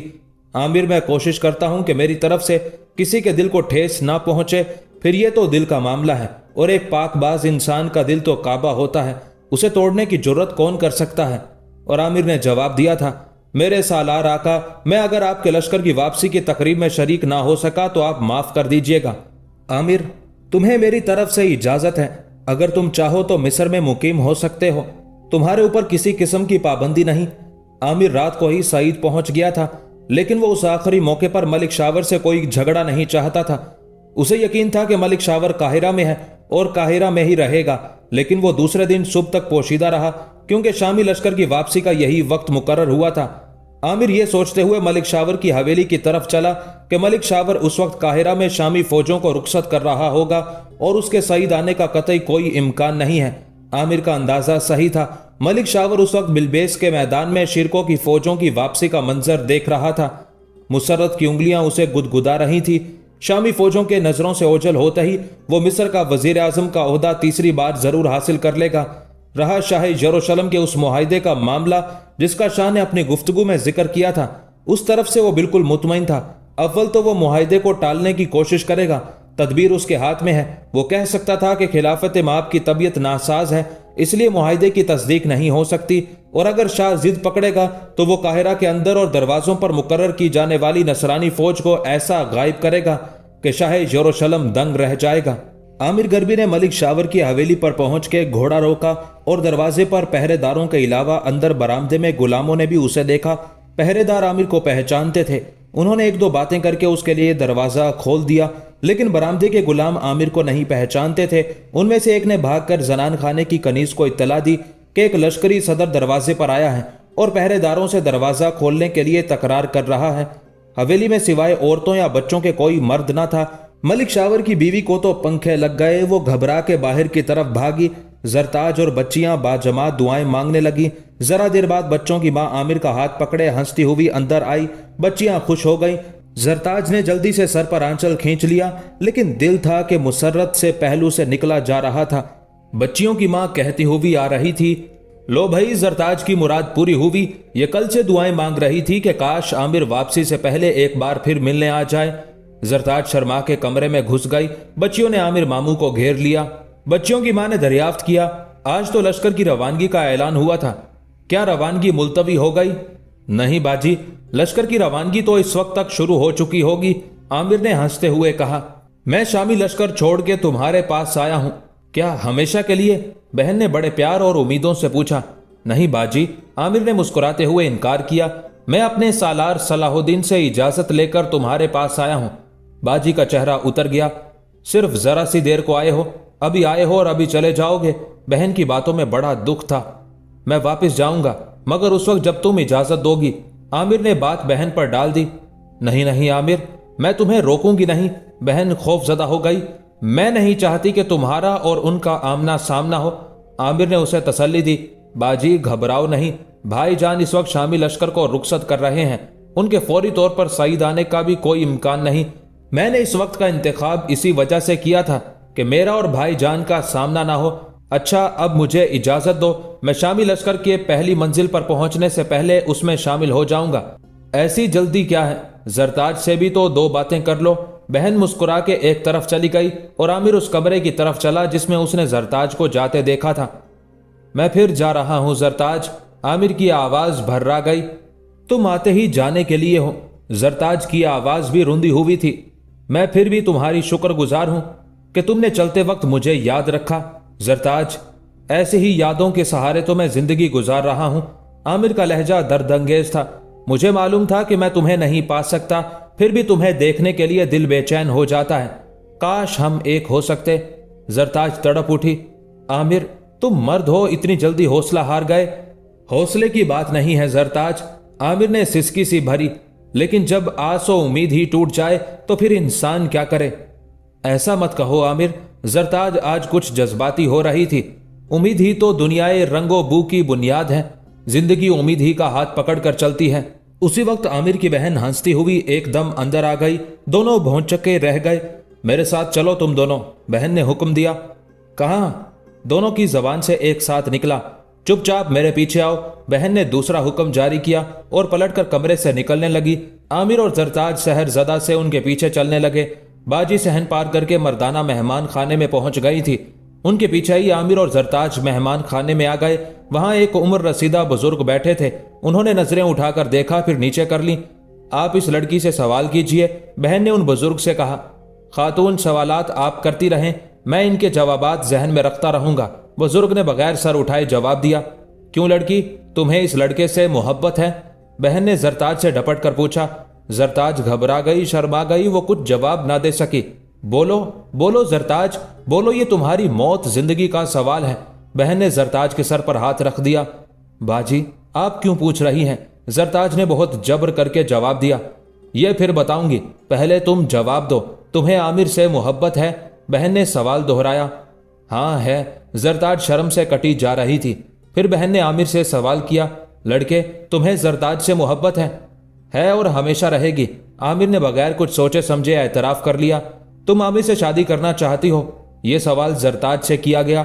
जरताज ने कंखियों से आमिर को देखा। बहन ने भाई से पूछा, तुम जरताज से शादी करना चाहते हो? बिल्कुल शादी करना चाहता हूं, अभी और इसी वक्त शादी के लिए तैयार हूं। आमिर ने बड़ी बेबाकी से जवाब दिया। काजी साहब, निकाह शुरू कीजिए। आमिर गरबी वल्द मोहम्मद सालेह और जरताज बेगम बिनते दिलावर हुसैन, बहन ने उन बुजुर्ग से कहा जो दरअसल काजी मोहतरम थे। काजी साहब ने अपनी पुश्त की तरफ घूम के आवाज दी। क्या गवाहान ने लड़की और लड़के का इजाबो कबूल सुन लिया है? जी हां, बाहोशो हवास सुन लिया है। काजी की पुश्त पर जो छोटा सा कमरा था उससे आवाज आई, निकाह पढ़ने की इजाजत है। काजी ने फिर आवाज लगाई, बिस्मिल्लाह कीजिए। दूसरे कमरे से आवाज आई। काजी ने एक झुरझुरी लेकर आमिर गरबी वल्द मोहम्मद सालेह और जरताज बेगम बिनते दिलावर हुसैन का निकाह पढ़ना शुरू कर दिया। जरताज और आमिर अगरचे दिल में खुश थे, लेकिन दोनों ही उस गलत फहमी में थे कि वो कोई खूबसूरत ख्वाब देख रहे हैं। इसलिए उन्होंने किसी से भी ये ना पूछा कि ये सब कुछ क्या हो रहा है और किसके इशारे पर हो रहा है। निकाह के बाद काजी ने दुआ के लिए हाथ उठाए। बराबर के कमरे से गवाहान भी वारिद होकर काजी साहब की दुआ में शामिल हो गए। आमिर ने सबको दुआ मांगते देखा तो जल्दी से खुद भी दुआ के लिए हाथ बुलंद कर दिए। जरताज ने घूर के आमिर को देखा। आमिर की समझ में आया कि शायद जरताज उसे दुआ मांगने की इजाजत चाहती है। आमिर ने आंखों के इशारे से अपने हाथों को देखते हुए हाथ थोड़े और बुलंद कर दिए, फिर जरताज को देखकर मुस्कुराया। जरताज ने शोहर के इशारे की जबान समझ ली थी। उसने जल्दी से हाथ उठा दिए और दुआ मांगने वालों में शामिल हो गई। दुआ खत्म हुई तो बेगम मलिक शावर ने कनीज को इशारा किया। वो दौड़ के एक खान ले आई। बेगम ने खान पोश हटाया। खान में छुहारे भरे थे। मुख्तसर से हाजरीन में ये छुहारे तकसीम किए गए। फिर बेगम ने काजी साहब को 5 दिनार और गवाहान को 2-2 दिनार अता करके उनका शुक्रिया अदा किया। उनके जाने के बाद जरताज और आमिर को होश आया। बाजी ये सब क्या हुआ? जरताज ने पूछा। निकाह हुआ और क्या हुआ? बेगम ने जवाब दिया। किसका निकाह हुआ? किससे हुआ? जरताज बौखला के बेगम को देखने लगी। निकाह हुआ जरताज बेगम बिनते दिलावर हुसैन का आमिर गरबी वल्द मोहम्मद सालेह के साथ बाईवज मुबलग 500 दिनारे सुर्ख। बेगम मलिक शावर बता रही थी और मुसरत से उनकी बातें खुली जा रही थी। बाजी इस तरह कहीं निकाह पढ़ाया जाता है? जरताज ने मुंह बनाकर एतराज किया। फिर किस तरह पढ़ाया जाता है? बेगम ने दरियाफ्त किया। ना कोई मायूं बैठा ना मेहंदी, ये कैसी चट मंगनी और पट ब्याह है। जरताज मुंह बना रही थी लेकिन दिल में लड्डू फूट रहे थे। ऐसे वक्त में ऐसा ही होता है मेरी बहू, बेगम ने हंस के कहा। अब तुम ज्यादा बातें ना बनाओ, दुल्हन बहस नहीं किया करती। चलो ससुराल जाने की तैयारी करो। ससुराल? ससुराल कहाँ है? जरताज बौखला रही थी। आमिर गरबी उनसे कुछ दूर बैठा उस खूबसूरत हादसे पर खुश हो रहा था। उसकी बहन जरताज को कमरे में ले गई। आमिर बड़ी दिलचस्पी से अपनी बहन और जरताज को देख रहा था। चंद ही लम्हों बाद उसकी बहन एक नौजवान के साथ वापिस आई। आमिर ने हैरान नजरों से उन्हें देखा। ये लड़का कौन है बाजी? आमिर ने हैरानी से देखा। बहन ने हंस के जवाब दिया। इस लड़के का आज और अभी अभी निकाह हुआ है। किससे निकाह हुआ है इसका? आमिर और ज्यादा हैरान हुआ। इसका निकाह आमिर गरबी वल्द सालेह से हुआ है। और उसकी बहन ने लड़के का चेहरा अपने दोनों हाथों में लेकर चूम लिया। अच्छा तो ये, और आमिर हंसने लगा। तो ये कौन है? बहन ने छेड़ा। यह है जरताज बिनते दिलावर हुसैन। आमिर के पास घोड़ा मौजूद था। जरताज जो एक नौजवान के रूप में लाई गई थी, उसके लिए आमिर की बहन ने घोड़े का इंतजाम कर दिया था। आमिर की दोनों भांजियां मुस्कुरा मुस्कुरा के मामू और ममानी को देख रही थी। फिर जरताज की बहन ने भर्राई हुई आवाज में कहा, आमिर दुल्हन को अपने साथ ले जाओ। मैंने अपना फर्ज अदा कर दिया, अब तुम अपना फर्ज अदा करो। मिस्र में तुम दोनों का रहना मुनासिब नहीं, इसलिए जल्द से जल्द इसकी हदूद से निकल जाओ। जरताज और आमिर बहन से आखिरी बार मिले, फिर दोनों बच्चियों को गले लगाया। आमिर ने जरताज को सहारा देकर घोड़े पर सवार किया, फिर बचश्मे नम खुद भी सवार हुआ। आमिर और जरताज के घोड़े साथ साथ चल रहे थे और हवेली के बालाखाने पर आमिर की बहन और भांजियां खड़ी उन दोनों को जाते देख रही थी। इक्तदार भी क्या बुरी शय है। कम ज़र्फ को इक्तदार हासिल हो तो वो मगरूर हो जाता है और अपनी कम ज़र्फी के दर्जे से भी नीचे गिर जाता है। बहैसियत मुसलमान हमारा अकीदा है कि खाली के आलम को गरूर पसंद नहीं और मगरूर कभी फूलता फलता नहीं, और अगर खुशबख्ती की वजह से वो किसी मकाम पर पहुंच गया है तो वहां ज्यादा दिन ठहर नहीं सकता और उसका गरूर आखिर उसे ले डूबता है।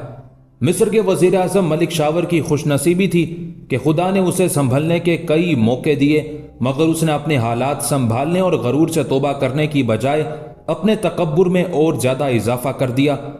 पहली बार जब उसे इक्तदार हासिल हुआ तो वो सईद के छोटे से सूबे का गवर्नर था। शाही महल्लात के दारोगा जरगाम की कोशिश से उसे मिस्र के वजीर आजम का आला तरीन ओहदा हासिल हुआ, मगर वो सदा का मगरूर था। दारुल वजारत पर काबिज होते ही उसने अपने मोहसिन जरगाम की तरफ से आंखें फेर ली और उसे निकालने के दर पे हुआ। वो उमरा जिन्होंने उसे वजीर आजम बनने में मदद दी थी, उनकी माजूली और पकड़ धक्कड़ शुरू कर दी। नतीजा यह हुआ कि जरगाम ने उमरा से राब्ता कायम किया और मलिक शावर के खिलाफ ऐसा जबरदस्त महाज कायम किया कि एक मामूली सी झड़प के बाद उसे काहिरा छोड़कर भागना पड़ा। उस झड़प में उसका सबसे बड़ा बेटा अली काम आया। उस अजीम नुकसान के बाद चाहिए तो यह था कि मलिक शावर अपनी गलतियों से तौबा करता, गरूर और घमंड का लबादा उतार फेंकता, मगर उसके कान पर जूं तक ना रेंगी। मलिक शावर ने दमिश्क पहुंचकर सुल्तान नूरुद्दीन जंगी के दरबार में फरियाद की और अपनी खुदगर्जी छुपाते हुए सुल्तान को ये याद कराने की कोशिश की कि मिस्र पर शाह यरूशलेम का असर और रसूख बढ़ गया है, और दारोगाए महल्लात जरगाम ने नसरानियों की मदद से उसे मिस्र से बेदखल किया है। सुल्तान की कुछ अपनी मसलहतें थी। उसने कुछ इंतजार के बाद मलिक शावर के साथ तुर्कमानों का एक लश्कर मिस्र भेजा। शर्त यह ठहरी कि अगर मलिक शावर फिर वजीर आजम के ओहदे पर फाइज हो गया تو اسے مصر کا تیسرا حصہ سلطنت دمشق کو دینا ہوگا اور جنگ کے اخراجات بھی ادا کرنے ہوں گے۔ شامی فوج کا سپہ سالار بوڑھا امیر شیرکو تھا۔ اس نے سرحدی شہر بلبیس میں زرگام کی مصری فوج کو شکست دے کر ملک شاور کا دارالوزارت پر قبضہ کرا دیا۔ اب یہ وقت ایفائے وعدہ کا تھا، لیکن ملک شاور نے اس کا صلہ دینے کی بجائے اس نے شامی لشکر کو تباہ کرنے کی کوشش کی۔ شیرکو نے اس کے بدلے ہوئے تیور دیکھے تو نہایت خاموشی سے اپنا لشکر بچا کر واپس ہو گیا۔ ملک شاور نے اس کے ساتھ جس بدعہدی اور احسان فراموشی کا مظاہرہ کیا تھا وہ بات شیرکو کے دل کو لگی ہوئی تھی۔ چنانچہ دوسرے ہی سال اس نے سلطان کو ایک بار پھر مصر پر فوج کشی کے لیے آمادہ کر لیا۔ اس بار وہ اور زیادہ خاموشی سے مصر میں داخل ہوا اور سیدھا جنوب میں پہنچا۔ اس وقت شاہ یروشلم اور ملک شاور کی آنکھ کھلی جب چڑیا چگ گئی کھیت۔ امالرک شاہ یروشلم مصر کو شیرکو سے بچانے کے لیے فوراً مصر پہنچ گیا۔ اسے ملک شاور سے کوئی ہمدردی نہ تھی۔ مصر کو وہ اس لیے بچانا چاہتا تھا کہ اس میں خود اس کا مفاد مضمر تھا۔ یروشلم کے شمال میں سلطان دمشق نور الدین زنگی کی فوجیں ہر دم اس کی شمالی سرحد پر دستک دیتی رہتی تھی۔ اگر شاہ یروشلم کے اثر سے مصر نکل جاتا اور اس پر شیرکو کا قبضہ ہو جاتا تو یروشلم شمال کے علاوہ جنوب میں بھی ایک نیا محاذ کھولنا پڑتا۔ شیرکو اس وقت پریشان ہو گیا جب امالرک اور ملک شاور نے اسے گھیرے میں لینا چاہا۔ دمشق کے بعض امراء نوریہ شیرکو کو جنگ سے گریز کا مشورہ دے رہے تھے، مگر یہ مرد مجاہد جس کی عمر 60 سال سے اوپر ہو چکی تھی البابے کے میدان میں خم ٹھونک کر مصر اور یروشلم کے متحدہ لشکر کے سامنے ڈٹ گیا۔ مسلم عقیدے کے مطابق خدا عزت دیتا ہے اور خدا ہی ذلت دیتا ہے۔ خدا کو شیرکو پسند تھا، اس نے اسے البابے کے میدان میں ایک عظیم فتح سے نوازا۔ امالرک اور ملک شاور میدان چھوڑ کر بھاگے۔ شیرکو نے آگے بڑھ کر سکندریہ پر قبضہ کر لیا، وہاں اپنے بھتیجے جواں عمر صلاح الدین کو چھوڑا اور خود جنوبی مصر کی فتوحات پر روانہ ہو گیا۔ شاہ مالک نے شیرکو کی سکندریہ سے غیر حاضری سے فائدہ اٹھانے کی کوشش کی اور اپنی اور مصر کی پوری فوجوں کے ساتھ سکندریہ پہنچ کے اس کا محاصرہ کر لیا۔ اس کا خیال تھا کہ سکندریہ کی آبادی اس کا ساتھ دے گی اور وہ بہت جلد سکندریہ پر قبضہ کر لے گا، لیکن سکندریہ کے گورنر صلاح الدین ایوبی نے اس کا یہ خیال باطل کر دیا۔ اس نے ایک طرف تو مدافعانہ جنگ شروع کی اور دوسری طرف سکندریہ والوں کو مختلف تدبیروں سے اپنے قابو میں رکھا۔ صلاح الدین کے لیے یہ محاصرہ بڑا سخت امتحان تھا، لیکن اس نے ایسے عزم و حوصلے کا اظہار کیا کہ امالرک کئی ماہ تک اس کا کچھ نہ بگاڑ سکا۔ ادھر جب شیرکو کو سکندریہ کے محاصرے کی اطلاع ملی تو وہ سکندریہ واپس ہونے کی بجائے سیدھا قاہرہ پہنچا اور قلعے کا محاصرہ کر لیا۔ شیرکو کی یہ حکمت عملی بڑی کامیاب رہی۔ امالرک نے قاہرہ کو شیرکو سے بچانے کے لیے صلح کی بات چیت شروع کر دی اور 1,00,000 دینار سرخ کے بدلے شیرکو کو مصر چھوڑنے کی پیشکش کی۔ شیرکو نے اس رقم کو غنیمت جانا۔ اس نے صلاح الدین کو سکندریہ چھوڑنے کا حکم دیا اور چچا بھتیجے ایک بار پھر حصہ مال غنیمت، نقد رقم اور فوجوں کے ساتھ قاہرہ سے روانہ ہو گئے۔ یہ تھا وہ مختصر حال جو مصر میں شاہ یروشلم اور سلطان نور الدین زنگی کے سپاہیوں کے درمیان پیش آیا۔ سلطان کو اگرچہ مصر پر دوسری یلغار سے بہت زیادہ فائدہ نہ ہوا، لیکن اس سے امالرک شاہ یروشلم کی آنکھیں کھل گئی۔ اسے معلوم ہو گیا کہ سلطان کے لشکر کے لیے دمشق سے مصر پہنچنا کچھ زیادہ مشکل نہیں، اور اگر اس نے سلطان کے لشکر کو روکنے کے لیے کوئی مستقل انتظام نہ کیا تو پھر مصر سے اس کا اثر ختم بھی ہو سکتا ہے اور وہ شمال اور جنوب دونوں طرف سے مسلمانوں کے گھیرے میں آ سکتا ہے۔ اس کے خیال میں مصر کے معاملات اور حالات کے خاتمے کے 2 ہی طریقے تھے۔ ایک تو وہ جس کا حوالہ اس نے ملک شاور کو دیا تھا، یعنی مصر پر اس طرح اثر انداز ہوا جائے کہ وہاں کا اقتدار شاہ یروشلم کے ہاتھ میں آ جائے۔ دوسرا طریقہ جو زیادہ مشکل تھا وہ یہ تھا کہ پہلے شمال میں دمشق پر حملہ کر کے سلطان کی طاقت کو اس قدر پارا پارا کر دیا جائے کہ وہ مصر کی طرف نظر اٹھانے کے قابل ہی نہ رہے۔ لیکن انسان کا سوچا نہیں، بلکہ ہمیشہ وہ ہوتا ہے جو منظور خدا ہوتا ہے۔ شیرکو نے اس دفعہ مصر سے واپسی کا ایک اور راستہ اختیار کیا تھا۔ اسے امالرک پر اعتماد نہ تھا اور اس کی واپسی میں روڑا اٹکایا جا سکتا تھا، اس لیے اس نے اپنا واپسی کا سفر ایک نئے راستے سے شروع کیا۔ اس طرح شیرکو اپنی منزل بغیر کسی حادثے کے پار کر گیا، لیکن اس کے عقب میں آنے والے راستہ بھول کے کسی اور طرف نکل گئے۔ جس وقت شامی لشکر مصر سے روانہ ہوا، عامر غربی اور قاسم الحسین دونوں ہی لشکر سے غائب تھے۔ عامر غربی کے متعلق تو صلاح الدین کو علم تھا کہ وہ ملک شاور کی حویلی پر اپنی بہن سے ملاقات کرنے گیا ہے۔ بہن سے ملاقات کا تو خیر ایک بہانہ ہی تھا، وہ دراصل زرتاج مصری سے ملنے گیا تھا۔ اس کی وجہ سے یہ ملاقات بڑی کامیاب رہی، کیونکہ اس کی بہن نے عقلمندی کا ثبوت دیتے ہوئے زرتاج اور عامر غربی کا فوراً عقد کرا دیا، اور اسی وقت زرتاج کو ایک نوخیز جوان کے روپ میں عامر غربی کے ساتھ کر دیا۔ عامر غربی نے اپنے سالار صلاح الدین سے وعدہ کیا تھا کہ وہ اپنی بہن سے مل کے شامی فوج کی پہلی منزل کے پڑاؤ پر پہنچ جائے گا۔ صلاح الدین نے اگرچہ اسے اجازت دے دی تھی کہ وہ چاہے تو مصر میں سکونت اختیار کر سکتا ہے، لیکن عامر غربی نے قاہرہ کی بجائے دمشق میں زندگی گزارنے کا فیصلہ کیا تھا، اس لیے وہ زرتاج کو لے کر شامی فوج کی طرف چلا اور بغیر کسی پریشانی کے اس مقام پر پہنچ گیا جہاں شامی لشکر کو پہلا پڑاؤ کرنا تھا، لیکن وہاں شامی لشکر کا کہیں دور دور پتہ نہ تھا۔ عامر غربی کو اس صورتحال نے پریشان کر دیا۔ وہ اکیلا ہوتا تو زیادہ پریشان نہ ہوتا، لیکن ایک نازک بدن کا ساتھ جس کی دوشیزگی کی خوشبو نے اسے تمام راستہ مست و بے خود کر رکھا تھا۔ زرتاج اگرچہ ایک لڑکے کے روپ میں تھی، لیکن عامر غربی کا دل مطمئن نہ تھا اور اسے ہر لحاظ سے اپنے اور زرتاج کے پکڑے جانے کا خطرہ تھا۔ شام ہوتی جا رہی تھی اور ادھر کو رات گزارنے کی فکر تھی۔ سامنے وہ سرائے دکھائی دے رہی تھی جہاں اسے رات کے لیے جگہ مل سکتی تھی، لیکن وہ جانتا تھا کہ عیسائی علاقہ نہ ہونے کے باوجود راستے کی تمام سرائے یروشلم کے زیر اثر تھی اور ان کے مالک عیسائی ہوتے تھے۔ بڑی غلطی ہوئی زرتاج، عامر غربی نے گھوڑا روک کے کہا۔ شامی لشکر کی پہلی منزل اس سرائے کے ارد گرد ہونا تھی، لیکن وہ ادھر نہیں آیا۔ اس کا مطلب ہے کہ شامی لشکر کسی اور راستے سے گیا ہے۔ تمہارا کیا خیال ہے زرتاج؟ زرتاج اسے مسکرا کے دیکھ رہی تھی۔ عامر، پہلی بات تو یہ کہ میرا نام زرتاج نہیں بلکہ یاسر ہے، اور دمشق تک مجھے اسی نام سے سفر کرنا ہے۔ کیا میں غلط کہہ رہی ہوں؟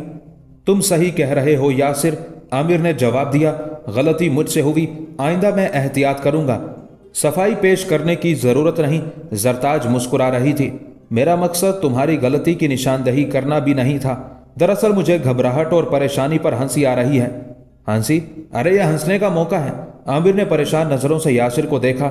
یہاں عیسائیوں کی سرائے ہیں، ایک تو تم اپنے اصلی روپ میں نہیں، دوسرے یہ کہ ہم دونوں مسلمان ہیں۔ اگر میں تنہا ہوتا تو عامر کہتے کہتے رک گیا۔ اگر تنہا ہوتے تو کیا کرتے؟ یاسر نے دلچسپی سے پوچھا۔ تنہا ہوتا تو میں فوراً عیسائی بن جاتا، عامر نے جواب دیا۔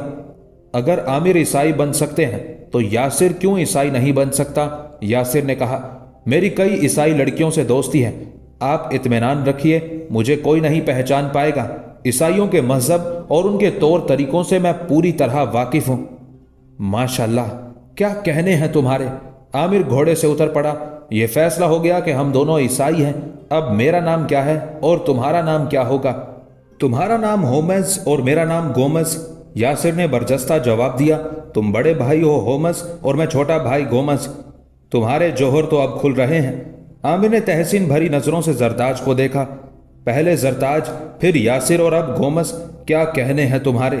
میں کس قدر خوش قسمت ہوں کہ مجھے تمہارا جیسا جیون ساتھی ملا ہے۔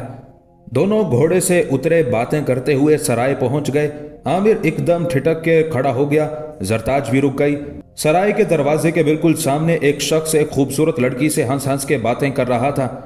عامر نے سرگوشیوں میں کہا، زرتاج، یہ شخص جو لڑکی سے باتیں کر رہا ہے میرا دوست قاسم الحسین ہے، مگر یہ لڑکی عیسائی معلوم ہوتی ہے ہومز، گومز نے اپنا خیال ظاہر کیا۔ کیا پتا ان کا بھی کوئی ایسا ہی چکر ہو۔ آپ انہیں آواز نہ دیجیے گا، اگر انہوں نے پہچان لیا تو وہ خود آپ کو بلائیں گے۔ جب یہ قاسم الحسین کے قریب سے گزرے تو اس کی نظر ایک دم ان دونوں پر پڑی۔ قاسم الحسین گھبرا کر کھڑا ہو گیا، مگر کچھ سوچ کر فوراً بیٹھ گیا۔ انہوں نے آپ کو پہچان لیا ہے، گومز نے آہستہ سے کہا۔ اب وہ خود آپ کی طرف آئیں گے۔ سرائے میں 10-12 عورتیں اور 15-20 مرد پہلے سے موجود تھے۔ سرائے کا مالک ایک ادھیڑ عمر کا تنہا آدمی تھا۔ وہ بڑھ کے عامر کے پاس آیا۔ آپ کتنے دن قیام کریں گے آقا؟ سرائے والے نے بڑے سلیقے سے پوچھا۔ شاید 2 دن، عامر نے جواب دیا۔ ہمارے کچھ آدمی آنے والے ہیں، اگر 2 دن میں نہ آئے تو ہم چلے جائیں گے۔ آقا، یہ آپ کے؟ سرائے والے نے مشکوک نظروں سے زرتاج کو دیکھا۔ عامر نے فوراً اس کا شک دور کیا۔ یہ میرا چھوٹا بھائی گومز ہے، ہم طرابلس جا رہے ہیں۔ ریمنڈ شاہ طرابلس کے محل کے ساتھ جو گرجا ہے اس میں میرا ماموں لارڈ پادری ہے۔ اچھا، آپ مقدس پادری خاندان سے تعلق رکھتے ہیں؟ سرائے والا عقیدت سے سر جھکا کر بولا۔ براہ کرم آپ اپنے ہاتھ آگے بڑھائیے، میں ان پاک ہاتھوں کو بوسہ دینا چاہتا ہوں۔ आमिर ने बेखौफ अपने दोनों हाथ आगे बढ़ा दिए और सराय वाले ने भी बेतकल्लुफ उसके हाथों को बोसा दिया। खुदावंदे यसू मसीह की तुम पर बरकत नाजिल हो। आमिर ने दुआ दी। मैं अगरचे खुद पादरी नहीं हूं, लेकिन तुम्हारी अकीदत ने मुझे बड़ा मुतासिर किया है। आप मेरे साथ चलें, मैं आपको मुसाफिरों से मिलाऊंगा। वो ये मालूम करके बहुत खुश होंगे कि हमारे दरमियान एक लॉर्ड पादरी मौजूद हैं। सराय वाले ने इतने एतमाद से कहा कि आमिर इनकार ना कर सका, हालांकि वो दिल में घबरा रहा था कि अगर खुदा न खास्ता राज खुल गया तो जान बचाना मुश्किल हो जाएगी। जरताज उससे ज्यादा परेशान थी, लेकिन उसे आमिर की जुर्रत पर बड़ा ताज्जुब हो रहा था। आमिर ने खुद को एक पादरी का अजीज इसलिए जाहिर किया था कि सराय वाला उसके लिए कोई मुसीबत ना खड़ी कर दे। इसके अलावा उसने अंदाजा कर लिया था कि कासिमुल हुसैन ने भी ईसाई का चोला ओढ़ लिया है। आमिर ईसाइयों के तौर तरीकों से बहुत अच्छी तरह वाकिफ था। मिस्र में सिकंदरिया के अलावा काहिरा और सईद वगैरह में भी ईसाई मौजूद थे और बाज़ शहरों में तो उनके पूरे पूरे मोहल्ले आबाद थे। होमस उठ के खड़ा हो गया। सराय वाला आगे और होमस सर झुकाए उनके पीछे चलने लगा। गोमस भी उनके साथ हो लिया। इनसे मिलिए, ये हैं यरूशलेम के सबसे बड़े रईस मिस्टर। सराय वाला नाम भूल गया। जिराल्ड, ताजिर ने अपना नाम बताकर सराय वाले को शर्मिंदगी से बचा लिया। जी हाँ, मिस्टर जिराल्ड। सराय वाले ने फिर बात शुरू की। फिर होमस का तारुफ कराया। ये हैं तराबलस के लॉर्ड पादरी के अजीज मिस्टर होमस। सराय वाला रुका और होमस ने फौरन बात आगे बढ़ाई। और मेरे साथ ये मेरा छोटा भाई गोमस है, हम दोनों तराबलस जा रहे हैं। सराय वाले को जैसे कुछ याद आ गया, उसने कहा, हाँ मेरे मुसाफिर दोस्तों, आपसे मिस्टर होमस और मिस्टर गोमस से तारीफ कराने का ये मकसद है कि अगरचे ये दोनों भाई लॉर्ड पादरी नहीं, लेकिन हैं तो लॉर्ड पादरी के अजीजदार। हमारे दरमियान इनकी मौजूदगी बाइस बरकत है, इसलिए कि इस दूर दराज की मामूली सी सराय में आज तक कोई लॉर्ड पादरी क्या पादरी तक नहीं आया। आप लोगों का फर्ज है कि आप इन दोनों भाइयों की इज्जत करें और बड़े भाई होमस के हाथों को जरूर बोसा दें। जरूर जरूर, कई आवाजें एक साथ उभरी। लॉर्ड पादरी का अजीजदार भी हमारे लिए मुकद्दस है। उसके साथ ही एक ने मिस्टर होमस के पास आकर उसके हाथ को बोसा दिया। जब कासिमुल हुसैन, जो ईसाइयों के लिबास में था, होमस के हाथों को बोसा देने के लिए झुका तो होमस ने सरगोशी की। मैं तुम्हें पहचान गया हूं कासिम, तुमने कमाल कर दिया। आमिर ने सरगोशी का जवाब सरगोशी में दिया। हाथों को बोसा देने के बाद कासिम ने सीधे खड़े होकर कहा, ए मुकद्दस लॉर्ड पादरी के मुकद्दस अजीजदार मिस्टर होमस, मैं और मेरी बीवी किस कदर खुशनसीब हैं कि हम भी तराबलस जा रहे हैं। मेरी बीवी तराबलस की रहने वाली है और मैं पहली दफा वहां जा रहा हूं। मिस्टर होमस, आप बराए करम अपना दस्ते मुबारक मेरे और मेरी बीवी के सर पर रख दीजिए। तुम दोनों पर यसू मसीह की बरकत हो। मिस्टर होमस ने एक हाथ कासिम और दूसरा उसकी बीवी के सर पर रख दिया। क्या नाम है इस बेटी का? होमस ने शरारत से पूछा।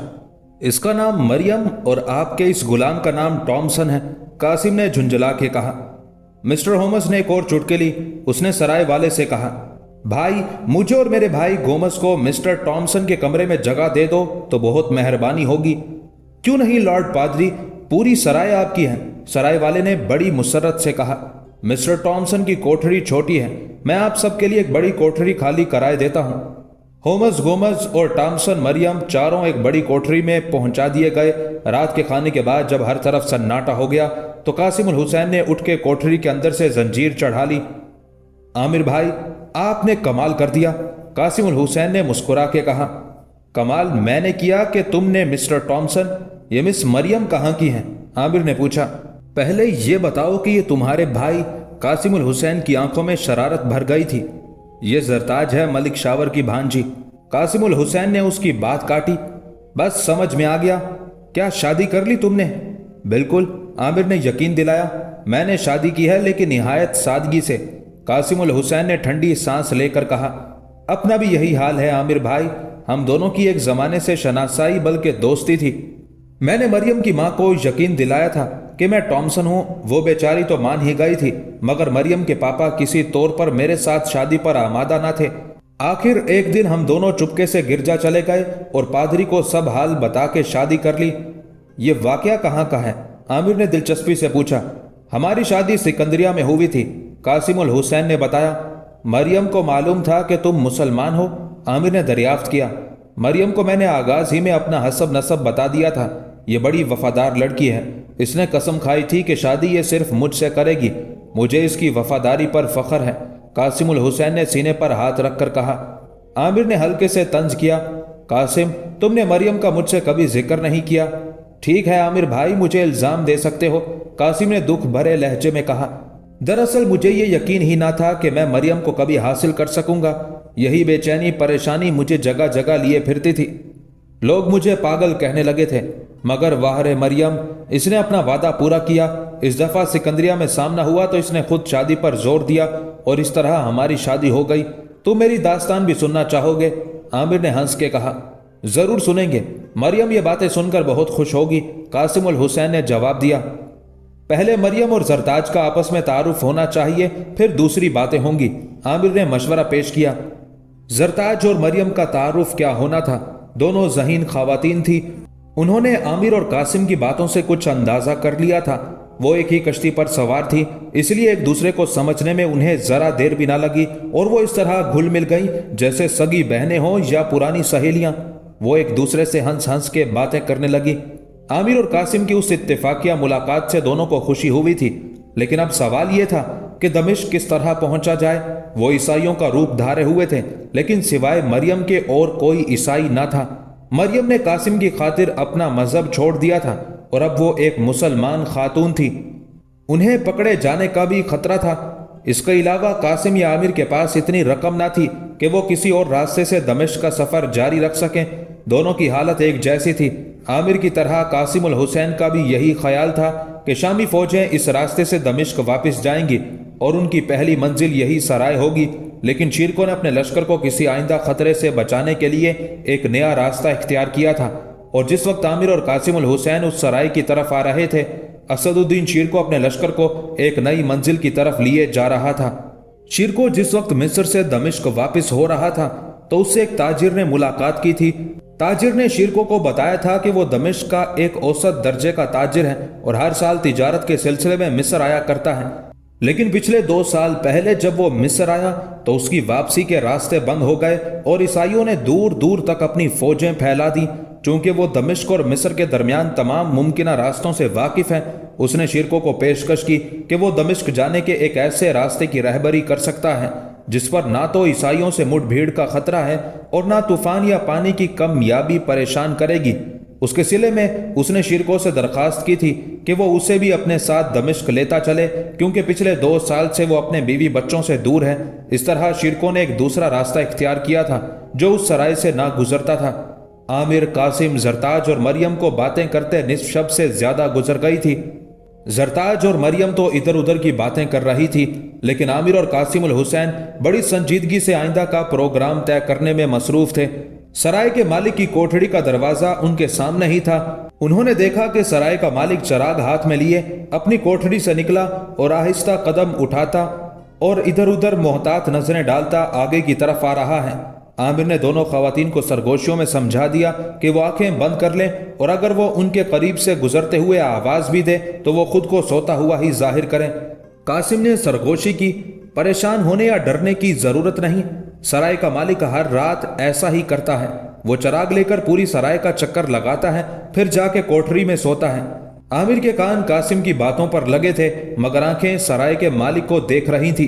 कासिम खामोश हुआ तो आमिर ने कहा, तुम्हारी बात भी दुरुस्त हो सकती है, लेकिन उसकी हद से ज्यादा बड़ी हुई एहतियात से कुछ और ही शुबह होता है। क्या शुबह होता है आमिर भाई, तुम हर बात पर शुबह करते हो, कासिम ने नागवार अंदाज में जवाब दिया।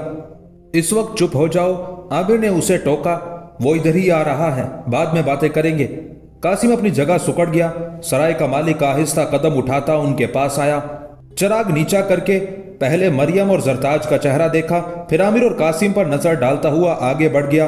आमिर ने उसके जाने के बाद कहा, कासिम कोई ना कोई बात है जरूर, मेरा दिल कह रहा है कि ये कोई पुरस्कार शख्सियत है। कासिम हूं करके रह गया। उसके ख्याल में किसी पर शुबह करना फिर उसके पीछे लग जाना ऐसा था जैसे इंसान हवा के पीछे लाठी लेकर भागे।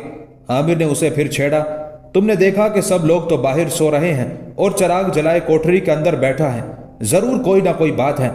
कासिम ने करवट बदल ली, जैसे उसे ऐसी बातों से कोई दिलचस्पी नहीं। सराय के तमाम लोग बेखबर सो रहे थे। आमिर की आंखों से नींद जैसे कोसों दूर थी।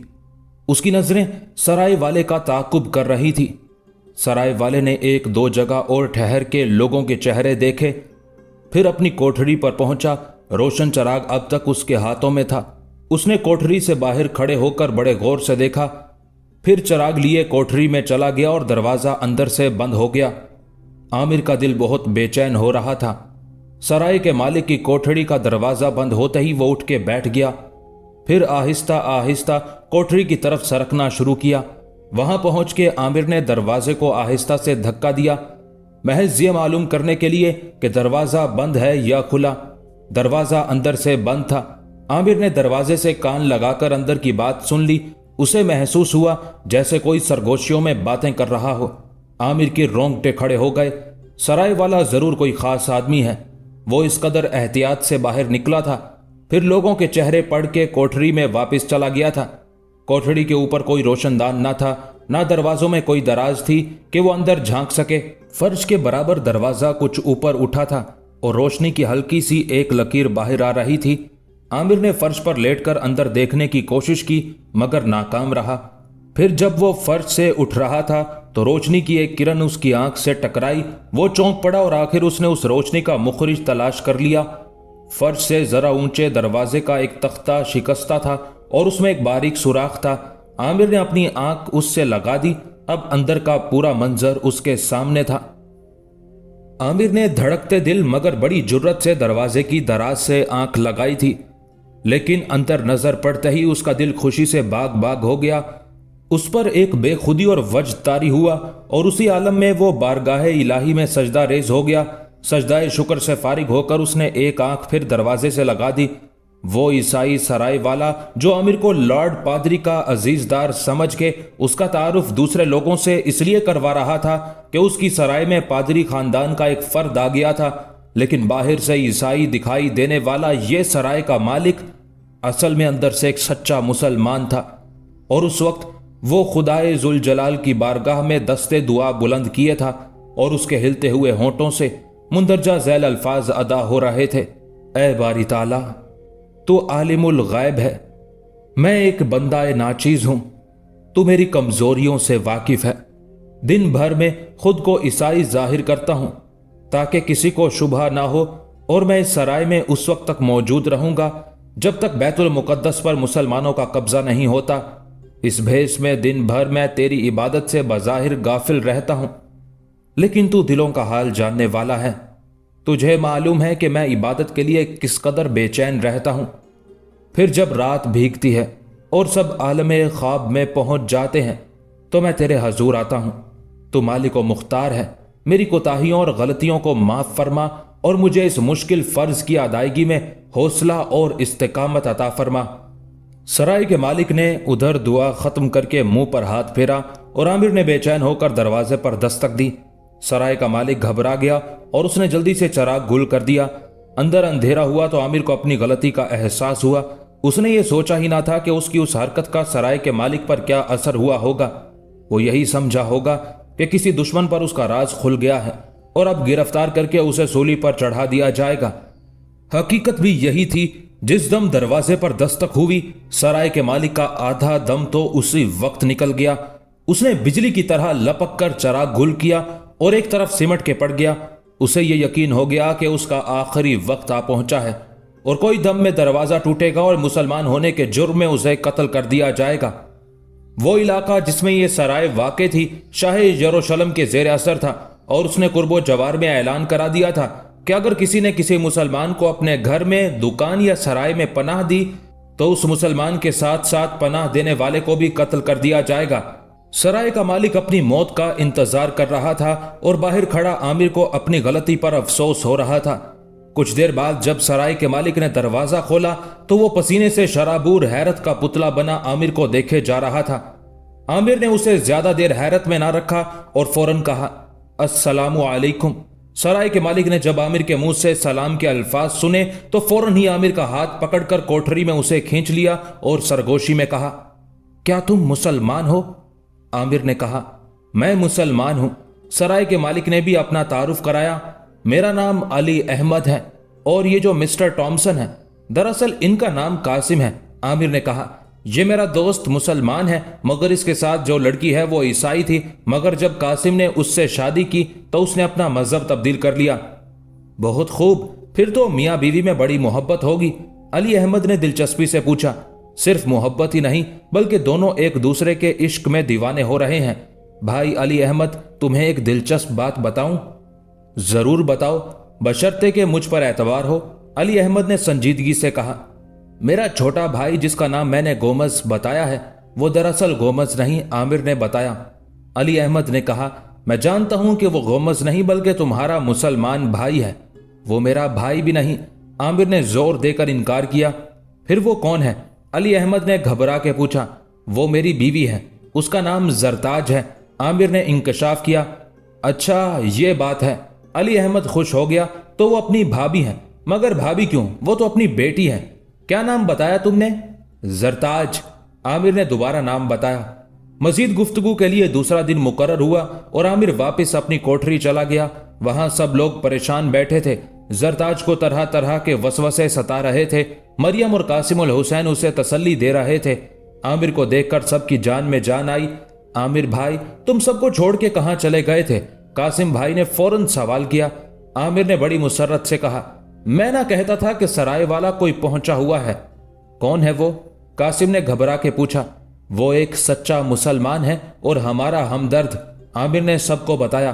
اس کا نام علی احمد ہے اور سلطان دمشق کی طرف سے اس ویرانے میں عیسائیوں کی جاسوسی پر مقرر کیا گیا ہے۔ اس کفرستان میں جہاں دور دور تک مسلمان کا پتہ نہیں، عامر نے اس کی تعریف کی۔ بیچارہ عیسائی بنا آنے جانے والوں کی خدمت کرتا ہے اور اس طرح اپنے فرض کی ادائیگی کر رہا ہے۔ سب کی آنکھیں کھلی کی کھلی رہ گئیں۔ عامر نے مزید انکشاف کیا، مجھے ایک بار میرے آقا صلاح الدین نے بتایا تھا کہ شامی فوج مصر سے دوبارہ واپس ہوئی ہے، لیکن ہر مرتبہ جگہ جگہ شامی جاسوس مقرر کیے گئے تھے۔ علی احمد بھی ان میں سے ایک ہے۔ چلو یہ اچھا ہوا کہ ایک ساتھی مل گیا، اب تو ہم لوگ آسانی سے دمشق پہنچ جائیں گے۔ قاسم الحسین نے فوراً اپنے مطلب کی بات سوچی۔ اس کی نئی نئی شادی ہوئی تھی اور وہ کچھ دن کسی آرام کی جگہ رہنا چاہتا تھا۔ نئی شادی عامر کی بھی ہوئی تھی، لیکن وہ اپنے علاوہ دوسروں کے بارے میں بھی سوچتا تھا۔ اسے اپنی بہن اور 2 بھانجیوں کی بھی فکر تھی جس پر پتہ نہیں کیا گزری ہوگی۔ ملک شاور کو جب معلوم ہوگا کہ زرتاج شادی کر کے عامر کے ساتھ چلی گئی ہے تو نہ جانے وہ کیا قیامت برپا کرے گا۔ عامر زرتاج کو لے کر جلد از جلد صلاح الدین کی خدمت میں حاضر ہونا چاہتا تھا۔ چنانچہ اس نے علی احمد سے اپنے اور قاسم الحسین کے تمام حالات بے کم و کاست بیان کر دیے۔ علی احمد کو یہ معلوم کر کے بڑی خوشی ہوئی کہ عامر اور قاسم الحسین شامی لشکر میں خدمات انجام دے چکے ہیں۔ عامر نے علی احمد سے یہ ملاقات تنہائی میں کی تھی۔ اس کا یہ مطلب نہیں کہ عامر نے قاسم الحسین کا ساتھ چھوڑ دیا تھا، بلکہ عامر نے یہ قدم احتیاط کے طور پر اٹھایا تھا۔ اسے علم تھا کہ قاسم الحسین بہت منہ پھٹ اور منہ زور ہے، کہیں وہ کسی بات پر علی احمد سے نہ الجھ پڑے اور اسے ایک ہمدرد سے ہاتھ دھونا پڑے۔ علی احمد نے بڑی مسرت سے کہا، عامر، تمہاری ملاقات میرے لیے خدا کی رحمت سے کم نہیں۔ مجھے اس علاقے میں اس لیے چھوڑا گیا ہے تاکہ میں قاہرہ میں رونما ہونے والے واقعات سے دربار دمشق کو آگاہ کرتا رہوں۔ میں تمہیں دمشق جانے کا ایک سیدھا اور محفوظ راستہ بتاؤں گا، اس کے صلے میں تمہیں میرا ایک کام کرنا ہوگا۔ عامر نے جواب دیا، میں تمہارا کام دل و جان سے کروں گا مگر کسی صلے میں نہیں۔ دمشق کا راستہ بتا کر مجھ پر تم جو احسان کرو گے اس کا بھی قرض دار رہوں گا۔ اچھا بھائی، جیسی تمہاری مرضی، علی احمد مسکرایا۔ اب یہ بتاؤ تمہیں دمشق کب جانا ہے؟ جس قدر جلد ممکن ہو سکے، عامر نے جواب دیا۔ میں نے آقا صلاح الدین سے وعدہ کیا تھا کہ پہلی منزل پر میں ان سے آ ملوں گا، لیکن مجھے پہلے ہی بہت دیر ہو گئی۔ اب میں مزید تاخیر نہیں کرنا چاہتا۔ تم مجھے جس قدر جلد بھجوا سکو اتنا ہی زیادہ احسان ہوگا۔ احسان کا نام لے کر مجھے شرمندہ نہ کرو عامر، علی احمد نے بڑے خلوص سے کہا۔ آج رات میں روانگی کے لیے تیار رہنا۔ میرا ایک آدمی تمہارے ساتھ ایک منزل تک جائے گا، وہاں سے راستہ بالکل سیدھا ہے اور تمہیں دمشق پہنچنے میں کوئی پریشانی نہ ہوگی۔ ٹھیک ہے، میں تیار ہوں گا، عامر فوراً آمادہ ہو گیا۔ کیا تم اکیلے جاؤ گے؟ باقی لوگ یہیں رہیں گے؟ علی احمد نے حیرت کا اظہار کیا۔ نہیں بھائی، ہم سب ساتھ ہی جائیں گے، عامر نے جواب دیا۔ اس وقت میں قاسم کو اپنے ساتھ اس لیے نہیں لایا تھا کہ وہ بہت زیادہ باتونی ہے اور اسے بات کرنے کا بھی ڈھنگ نہیں۔ میں کسی کی بات کا برا نہیں مانا کرتا، علی احمد نے ہنس کے کہا۔ پھر قاسم تو اپنا ہے، اپنا دوست، हम मसलक और हम मजहब। आमिर ने कासिम को रवानगी की इत्तला दी। वो तो हमा वक्त तैयार रहता था। सब ने चुपके चुपके तैयारी कर ली। उनकी रवानगी का वक्त निस्फ शब के बाद मुकर्रर हुआ था, लेकिन अली अहमद रवानगी से 1 घंटा कबल आमिर के पास आ गया। हैरत की जरूरत नहीं, अली अहमद ने उसे तसल्ली दी। मैं दरअसल तुम्हें वो काम बताने आया हूं जिसका जिक्र मैंने किया था। जरूर जरूर कहो, मैं गोश बर आवाज हूं। आमिर संभल के बैठ गया। अली अहमद ने कहना शुरू किया, दरअसल शाही कासिद दमिश्क से 1 माह बाद आएगा, लेकिन मिस्र के हालात इस कदर तेजी से तब्दील हो रहे हैं जिससे सालार शीरको और सुल्तान मुअज्जम का आगाह होना जरूरी है। मिस्र के हालात तब्दील हो रहे हैं? आमिर ने हैरानी से अली अहमद को देखा। मिस्र के हालात का चश्मदीद गवाह मैं हूं। मैं सीधा सईद से यहां आ रहा हूं। मैंने मिस्र के हालात में कोई तब्दीली नहीं देखी, सिवाय इसके कि सिपह सालार शीरको और शाह यरूशलेम के दरमियान एक मुआहिदा हुआ, जिसकी रूह से शाह यरूशलेम और शामी फौजों ने मिस्र खाली कर दिया। आमिर के उस तबसरे के दौरान अली अहमद मुस्कुराता रहा। आमिर खामोश हुआ तो उसने कहा, आमिर, मैं बहस नहीं करना चाहता, इसलिए कि मेरे और तुम्हारे फराइज अलग अलग हैं। तुम्हारा ताल्लुक शामी लश्कर से है और मेरा ताल्लुक एक ऐसे हसास महकमे से है जिसकी इत्तला पर लश्कर हरकत करते हैं। बहरहाल मैं तुम्हें जो इत्तला फराहम कर रहा हूं, तुम उसे बाहिफाजत सिपह सालार अफवाज शाम तक पहुंचा दो। आमिर अब तक उसे एक मामूली सराय वाला समझता था, लेकिन उसके उस मुदल्लल जवाब से आमिर का दिमाग ठिकाने आ गया और उस पर अली अहमद का ऐसा रोब पड़ा कि वो घिघियाने लगा। ठीक है, मैं पैगाम दमिश्क पहुंचते ही पहुंचा दूंगा। सिपह सालार आजम से अर्ज कीजिएगा कि उनके खादिम अली अहमद को यह खबर मिली है कि शाह यरूशलेम ने अपनी फौज का एक बड़ा हिस्सा मिस्र में रखा है और अब वो हुकूमत मिस्र से एक ऐसे मुआहिदे पर दस्तखत कराने की कोशिश में है जिससे मिस्र पर यरूशलेम का पूरा इक्तदार कायम हो जाएगा और मिस्र के आवाम, अफवाज, वजीर आजम और फातमी खलीफा सब के सब एमालरिक शाह यरूशलेम के मातहत हो जाएंगे। आमिर उस खबर से बदहवास हो गया। ये तो बहुत बुरा हुआ। मिस्र पर एक बार यरूशलेम का कब्जा हो गया तो फिर वो ये कब्जा कभी नहीं छोड़ेंगे। आमिर, अली अहमद ने नासिहाना अंदाज में कहा, हमारा या तुम्हारा ये मनसब नहीं कि हुकूमत के अहम मामलात पर तबसरा करें। हमें सिर्फ अपने फराइज से काम रखना चाहिए। तुम ये भी सोच रहे होगे कि मेरी ये इत्तला गलत है, लेकिन ये बात भी गलत है, इसलिए कि तुम्हारा ताल्लुक लश्कर से है।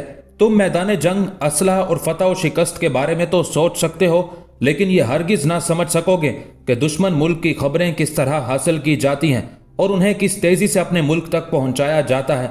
सिपह सालार ने मुझसे कहा था कि वो हर माह दमिश्क से कासिद भेजकर मुझसे मिस्र के पूरे माह की खबरें मंगाया करेंगे, लेकिन इस वक्त मिस्र के हालात जिस तेजी से करवट बदल रहे हैं, उनसे सिपह सालार का बाखबर होना बहुत जरूरी है। मेरे पास अगरचे दमिश्क भेजने के लिए एक आदमी मौजूद है, लेकिन तुम भी मेरे लिए इतने ही काबिल एतमाद हो जितना कि वो है, इसलिए मैं उसे अपने पास रख के तुमसे यह काम ले रहा हूं। आमिर ने उससे और कोई सवाल ना किया। उसे इल्म हो गया कि वो लोग जिन्हें हम जासूस कहकर नजरअंदाज कर देते हैं, वो दरअसल किस कदर ज़हीन और मामला फहम होते हैं।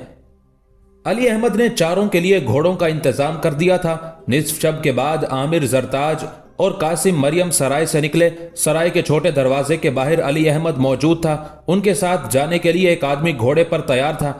आमिर और कासिम अपने दोस्त अली अहमद से गले मिले और देर से निकलने वाले चांद की रोशनी में अपने आइंदा सफर पर रवाना हुए। यरूशलेम के शाह एमालरिक और शामी सिपह सालार असदुद्दीन शीरको में जो मुआहिदा हुआ था, उसकी बुनियादी शर्त यह थी कि यरूशलेम और शाम की अफवाज मिस्र को खाली करके अपने अपने मुल्कों को वापस हो जाएंगी। उस शर्त पर शीरको ने अमल किया और अपनी फौज को मिस्र से सही और सलामत निकाल ले गया, लेकिन शाह यरूशलेम ने अपनी फौजों को मिस्र से निकालने के अमल को तातुल में डाल दिया। यरूशलेम की ईसाई फौज काहिरा और फुस्तात में मौजूद थी और शीरको की वापसी के बाद भी मौजूद रही। उन्हें मिस्र से निकालने या मुआहिदे की शर्त पर अमल कराने की किसी में हिम्मत ना थी। फिर मुआहिदा शीरको और शाह मालिक के दरमियान हुआ था। मलिक शावर को उस मुआहिदे में फरीक नहीं बनाया गया था, इसलिए वो एतराज कैसे करता और उसमें ताकत ही क्या थी कि एतराज कर सकता। शावर ये सोच के खुश हो रहा था कि शामी और यरूशलेम की फौजों की वापसी के बाद हस्बे साबिक फिर उसका तूती बोलेगा, लेकिन उसका ये ख्याल खाम साबित हुआ और उसके सुनहरे ख्वाब बिखर कर रह गए। शामी फौज मिस्र खाली करके जा चुकी थी, लेकिन शाह मालिक ने काहिरा या फुस्तात से अपनी फौज की वापसी का कोई हुक्म ना दिया था। मलिक शावर उस सूरत हाल से सख्त परेशान था। एक शाम उसने अपने सरदारों से उस सिलसिले में मशवरा किया। उसकी अपनी ये राय थी کہ شاہ یروشلم سے ملاقات کر کے یہ معلوم کیا جائے کہ عیسائی فوج مصری علاقہ کب خالی کرے گی۔ اس کی اس رائے پر سرداروں نے شدید مخالفت کی۔ ایک سردار نے، جو مصری افواج میں کافی مقبول تھا، ملک شاور سے براہ راست سوال کیا، وزارت مآب اس بات کی وضاحت فرمائیں گے کہ عیسائی فوج کو مصر میں کس نے بلایا تھا؟ کسی نے نہیں بلایا، ملک شاور نے سختی سے جواب دیا۔ جس وقت عیسائی فوج مصر میں داخل ہوئی، اس وقت کیا مصری فوجیوں نے انہیں روکا تھا؟ سوال کرنے والے سردار کا لہجہ بھی سخت ہو گیا تھا۔ نہیں روکا تھا، ملک شاور تلخ لہجے میں بولا۔ میں نہیں سمجھتا کہ ان پرانی باتوں کا اس وقت کیوں ذکر کیا جا رہا ہے۔ عیسائی فوج کی واپسی کا اس سے کیا تعلق ہے؟ اس کا بہت تعلق ہے وزارت مآب، سردار نے ترکی با ترکی جواب دیا۔ جب عیسائی فوج اپنی مرضی سے مصر میں آئی اور ان کے داخلے کے وقت کوئی مزاحمت نہیں کی گئی، تو پھر اس وقت شاہ مالرک سے یہ مطالبہ کرنا کہ وہ مصر سے اپنی فوج فوراً نکال لے، کہاں کا انصاف ہے؟ کیا عیسائی فوجوں نے شامیوں کو مصر خالی کرنے پر مجبور نہیں کیا؟ یہاں اس وقت یہ سوال نہیں کہ عیسائی فوجیں کیوں اور کس حالت میں مصر میں داخل ہوئی، اصل سوال یہ ہے کہ عیسائی فوجیں ہماری سرزمین سے کب واپس جائیں گی۔ ملک شاور وزیر اعظم مصر کو سردار کی بات پر غصہ آ گیا۔ مجھے صرف اس بات کا جواب دیا جائے کہ میں شاہ مالرک سے یہ مطالبہ کرنے میں حق باجانب ہوں کہ وہ اپنی فوج مصر کی سرزمین سے فوراً نکال لے جائے، اور اگر وہ انکار کرے تو ہمیں کیا کرنا چاہیے؟ پہلے سردار نے تو جواب نہ دیا، لیکن ایک اور سردار کھڑا ہو گیا۔ وزارت مآب، ہماری وفاداریاں مصری تخت و تاج سے وابستہ ہیں، لیکن ہمیں اپنی طاقت کا بھی اندازہ رکھنا چاہیے۔ ہمارا حال تو یہ ہے کہ شامی فوج مصر میں داخل ہو کر جنوبی مصر تک پہنچ گئی اور دارالوزارت کو اس کی اطلاع تک نہ ہوئی۔ اس طرح عیسائی فوجیں دندناتی ہوئی مصر میں آ گئی۔ ان سے کسی نے نہیں پوچھا کہ وہ کیوں آئی ہیں اور انہیں ایک آزاد سلطنت میں داخل ہونے کی کیسے جرت ہوئی۔ جب حکومت کا یہ حال ہو تو یہ سوچنا کہ عیسائی فوجوں نے اگر مصر سے واپس جانے سے انکار کر دیا تو ہم کیا کریں گے، ایسی باتیں۔ بات یہاں تک پہنچی تھی کہ ایک غلام نے حاضر ہو کر شاہ مالرک کے قاصد کے آنے کی اطلاع دی۔ ملک شاور نے بڑی تمکنت سے کہا، اسے کہہ دو کہ ہم ایک اہم موضوع پر گفتگو کر رہے ہیں، فارغ ہوتے ہی اسے طلب کیا جائے گا۔ سرداروں کو اس کی یہ تمکنت، جو غرور کی حدوں تک پہنچی ہوئی تھی، بالکل پسند نہ آئی۔ ایک سردار نے فوراً دخل دیا۔ میں وزارت مآب سے درخواست کرتا ہوں کہ مصلحت کو ہاتھ سے نہ چھوڑا جائے۔ شاہ یروشلم کی طاقت بھی ہم سے بڑی ہے اور ہمیں اس کی ضرورت بھی ہے۔ قاصد کو طلب کر کے پہلے شاہ کا پیغام سنا جائے، ہماری گفتگو تو بعد میں بھی ہو سکتی ہے۔ ملک شاور کو سردار کا دخل در معقولات پسند تو نہ آیا، لیکن مصلحت نے اسے مجبور کر دیا۔ شاہ نے یقیناً ہمیں اس لیے بلاوا بھیجا ہے کہ ہم اس سے عیسائی لشکر کی واپسی کے پروگرام پر بات چیت کریں۔ اگرچہ کوئی زیادہ اہم بات نہیں، لیکن ہم اپنے سرداروں کی درخواست قبول کرتے ہوئے قاصد کو حاضری کی اجازت دیتے ہیں۔ یہ کہہ کر اس نے غلام کی طرف دیکھا۔ غلام اس کا مطلب سمجھ گیا تھا، وہ سلام کر کے چلا گیا۔ کچھ دیر بعد غلام قاصد کو لیے پھر آیا۔ قاصد نے وزیر اعظم کو جھک کے سلام کیا۔ ملک شاور نے اسے پہچان لیا، اس سے پہلے بھی وہ کئی بار شاہ کا پیغام لے کر آ چکا تھا۔ بیان کرو قاصد، شاہ کے مزاج بخیر ہیں، ملک شاور نے بڑی شان سے کہا۔ قاصد نے جواب دیا، شاہ معظم بالکل خیریت سے ہیں، انہوں نے پیغام دیا ہے کہ مصر کے وزیر اعظم اسی وقت ان سے ملاقات کے لیے تشریف لائیں۔ ملک شاور نے اپنی شان برقرار رکھنے کے لیے تھوڑا توقف کیا، جیسے کچھ سوچ رہا ہو، پھر بولا، شاہ کے پیغام کا شکریہ ادا کیا جائے اور ان کی خدمت میں عرض کیا جائے کہ ہم ابھی ان کی خدمت میں پہنچ رہے ہیں۔ محترم وزیر اعظم، قاصد نے سنجیدگی سے کہا، شاہ کا حکم ہے کہ میں آپ کو اپنے ساتھ لے کر واپس جاؤں۔ اگر میں تنہا واپس گیا تو یہ بات شاہ کے مزاج کو مقدر کر دے گی اور ہو سکتا ہے کہ وہ طیش میں آ جائیں۔ میں ان کے طیش سے بہت خوف کھاتا ہوں وزیر اعظم۔ وزارت مآب، ملک شاور کا مصر پر ان 2 یلغاروں کے دوران جو حال ہوا وہ تو اس کا دل ہی جانتا ہوگا، لیکن اس کی جھوٹی شان و شوکت اور دبدبے میں کوئی فرق نہ آیا تھا۔ شامی سپہ سالار اسد الدین شیرکو ہو یا یروشلم کا بادشاہ مالرک، جب بھی ملک شاور ان سے ملنے جاتا تو اپنی پوری شان برقرار رکھنے کی کوشش کرتا۔ اس کی سواری بادشاہوں کی طرح جلوس کی صورت میں نکلتی۔ حکم ہوتے ہی اس کے کوچ کا انتظام کیا گیا۔ ملک شاور کو خلیفہ عضد نے کئی خلعتیں عطا کی تھی۔ ملک شاور خاص موقعوں پر یہ خلعتیں پہنا کرتا تھا۔ اس نے ایک بھاری خلعت زیب تن کی، ایک مرصع و مسجع گھوڑے پر سوار ہوا، اس کے دونوں طرف مسلح دستے چل رہے تھے، آگے آگے جھنڈے نقارے۔ ایک عجیب شان سے اس کی سواری دارالوزارت سے نکلی۔ لوگ اس جلوس کو عقیدت کی بجائے نفرت سے دیکھتے۔ उस धूम धड़के से मलिक शावर की सवारी काहिरा के बाहर उस मैदान में पहुंची जहां शाह मालरिक अपना लश्कर लिए पड़ाव किए हुए था।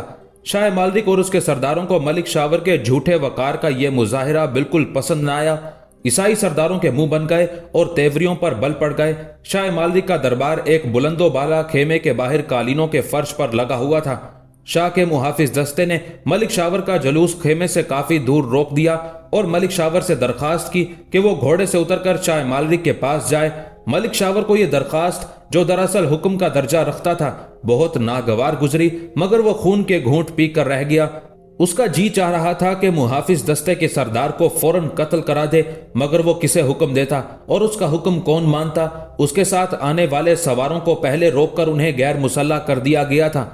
शाह मालिक ने मलिक शावर की इतनी इज्जत अफजाई जरूर की कि उसके दरबार में पहुंचने से पहले मलिक शावर के बैठने के लिए कुर्सी लगाकर रख दी गई। मलिक शावर ने शाह के करीब पहुंचकर जरा सा खम होकर उसे सलाम किया। शाह ने जवाब देने की बजाय बड़ी बेइतनाई से उसे कुर्सी पर बैठने का इशारा किया। मलिक शावर ठीक से बैठा भी ना था कि शाह यरूशलेम की गरजदार आवाज उसकी समात से टकराई। मलिक शावर, तुम जानते हो कि इस वक्त तुम किसके सामने हो? जी शाह मुअज्जम। मलिक शावर ने घबराकर उसे देखा। मुझे मालूम है कि मैं इस वक्त शाह यरूशलेम के सामने मौजूद हूं। और तुम कौन हो मलिक शावर? शाह ने दूसरा सवाल करके उसे बौखला दिया।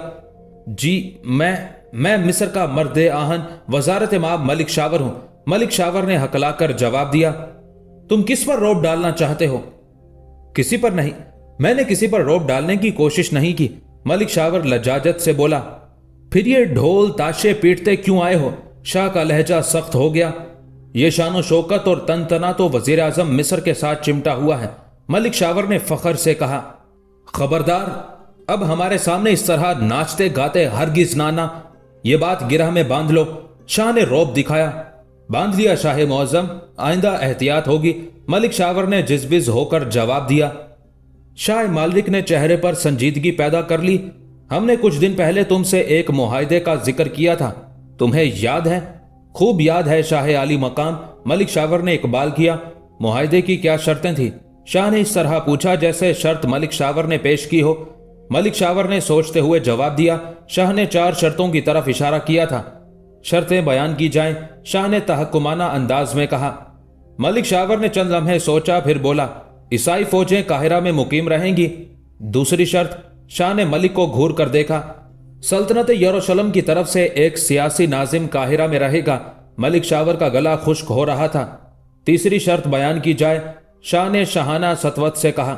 मलिक शावर ने जहन पर जोर देकर कहा। तीसरी शर्त यह थी कि शहर पनाह के दरवाजों पर यरूशलेम के लश्करी पहरा देंगे ताकि दमिश्क के सुल्तान का लश्कर दाखिल ना हो सके। चौथी और आखिरी शर्त भी बयान कर दो मलिक शावर। शाह की आंखों में शरारत खेल रही थी। आखिरी शर्त कुछ यूं थी कि इस कारकर्दगी के सिलसिले में हुकूमत मिस्र 1000 दिनार सालाना हुकूमत को अदा किया करेगी। मलिक शावर को पसीना आ गया था। शाबाश मलिक शावर, शाह मुअज्जम हंस दिया। चौथी और आखिरी शर्त भी बयान कर दो मलिक शावर। शाह की आंखों में शरारत खेल रही थी। आखिरी शर्त कुछ यूं थी कि इस कारकर्दगी के सिले में हुकूमत मिस्र 1 लाख दिनार सालाना हुकूमत यरूशलेम को अदा किया करेगी। मलिक शावर को पसीना आ गया था। शाबाश मलिक शावर, शाह यरूशलेम हंस दिया। तुम में और कोई खूबी हो या ना हो, लेकिन तुम्हारी यादाश्त बहुत मजबूत है। अगर ये मुआहिदा तकमील को पहुंच गया तो हम तुम्हारी वजारत पर गौर करेंगे, वरना तुम्हारी वजारत का भी खात्मा हो जाएगा। मलिक शावर का रंग जर्द पड़ गया। शाह मुअज्जम, मलिक शावर के हल्क में अल्फाज अटक रहे थे। मैंने इस मुआहिदे को पहले भी तस्लीम किया था और इस वक्त भी इसे तस्लीम करता हूं। तुम्हारे तस्लीम या इनकार करने से कुछ नहीं होगा। शाह ने उसकी आंखों में आंखें डाली। याद रखो, यह मुआहिदा तुमसे नहीं होगा। जी मैं समझा नहीं शाह मुअज्जम। मलिक शावर का पूरा वजूद हिल के रह गया। नहीं समझे तो समझ लो कि यह मुआहिदा हमारे और तुम्हारे खलीफा के दरमियान तह पाएगा। तुम इसमें फरीक नहीं बन सकते, इसलिए कि तुम इंतहाई नाकाबिल एतमाद और एहसान फरामोश आदमी हो।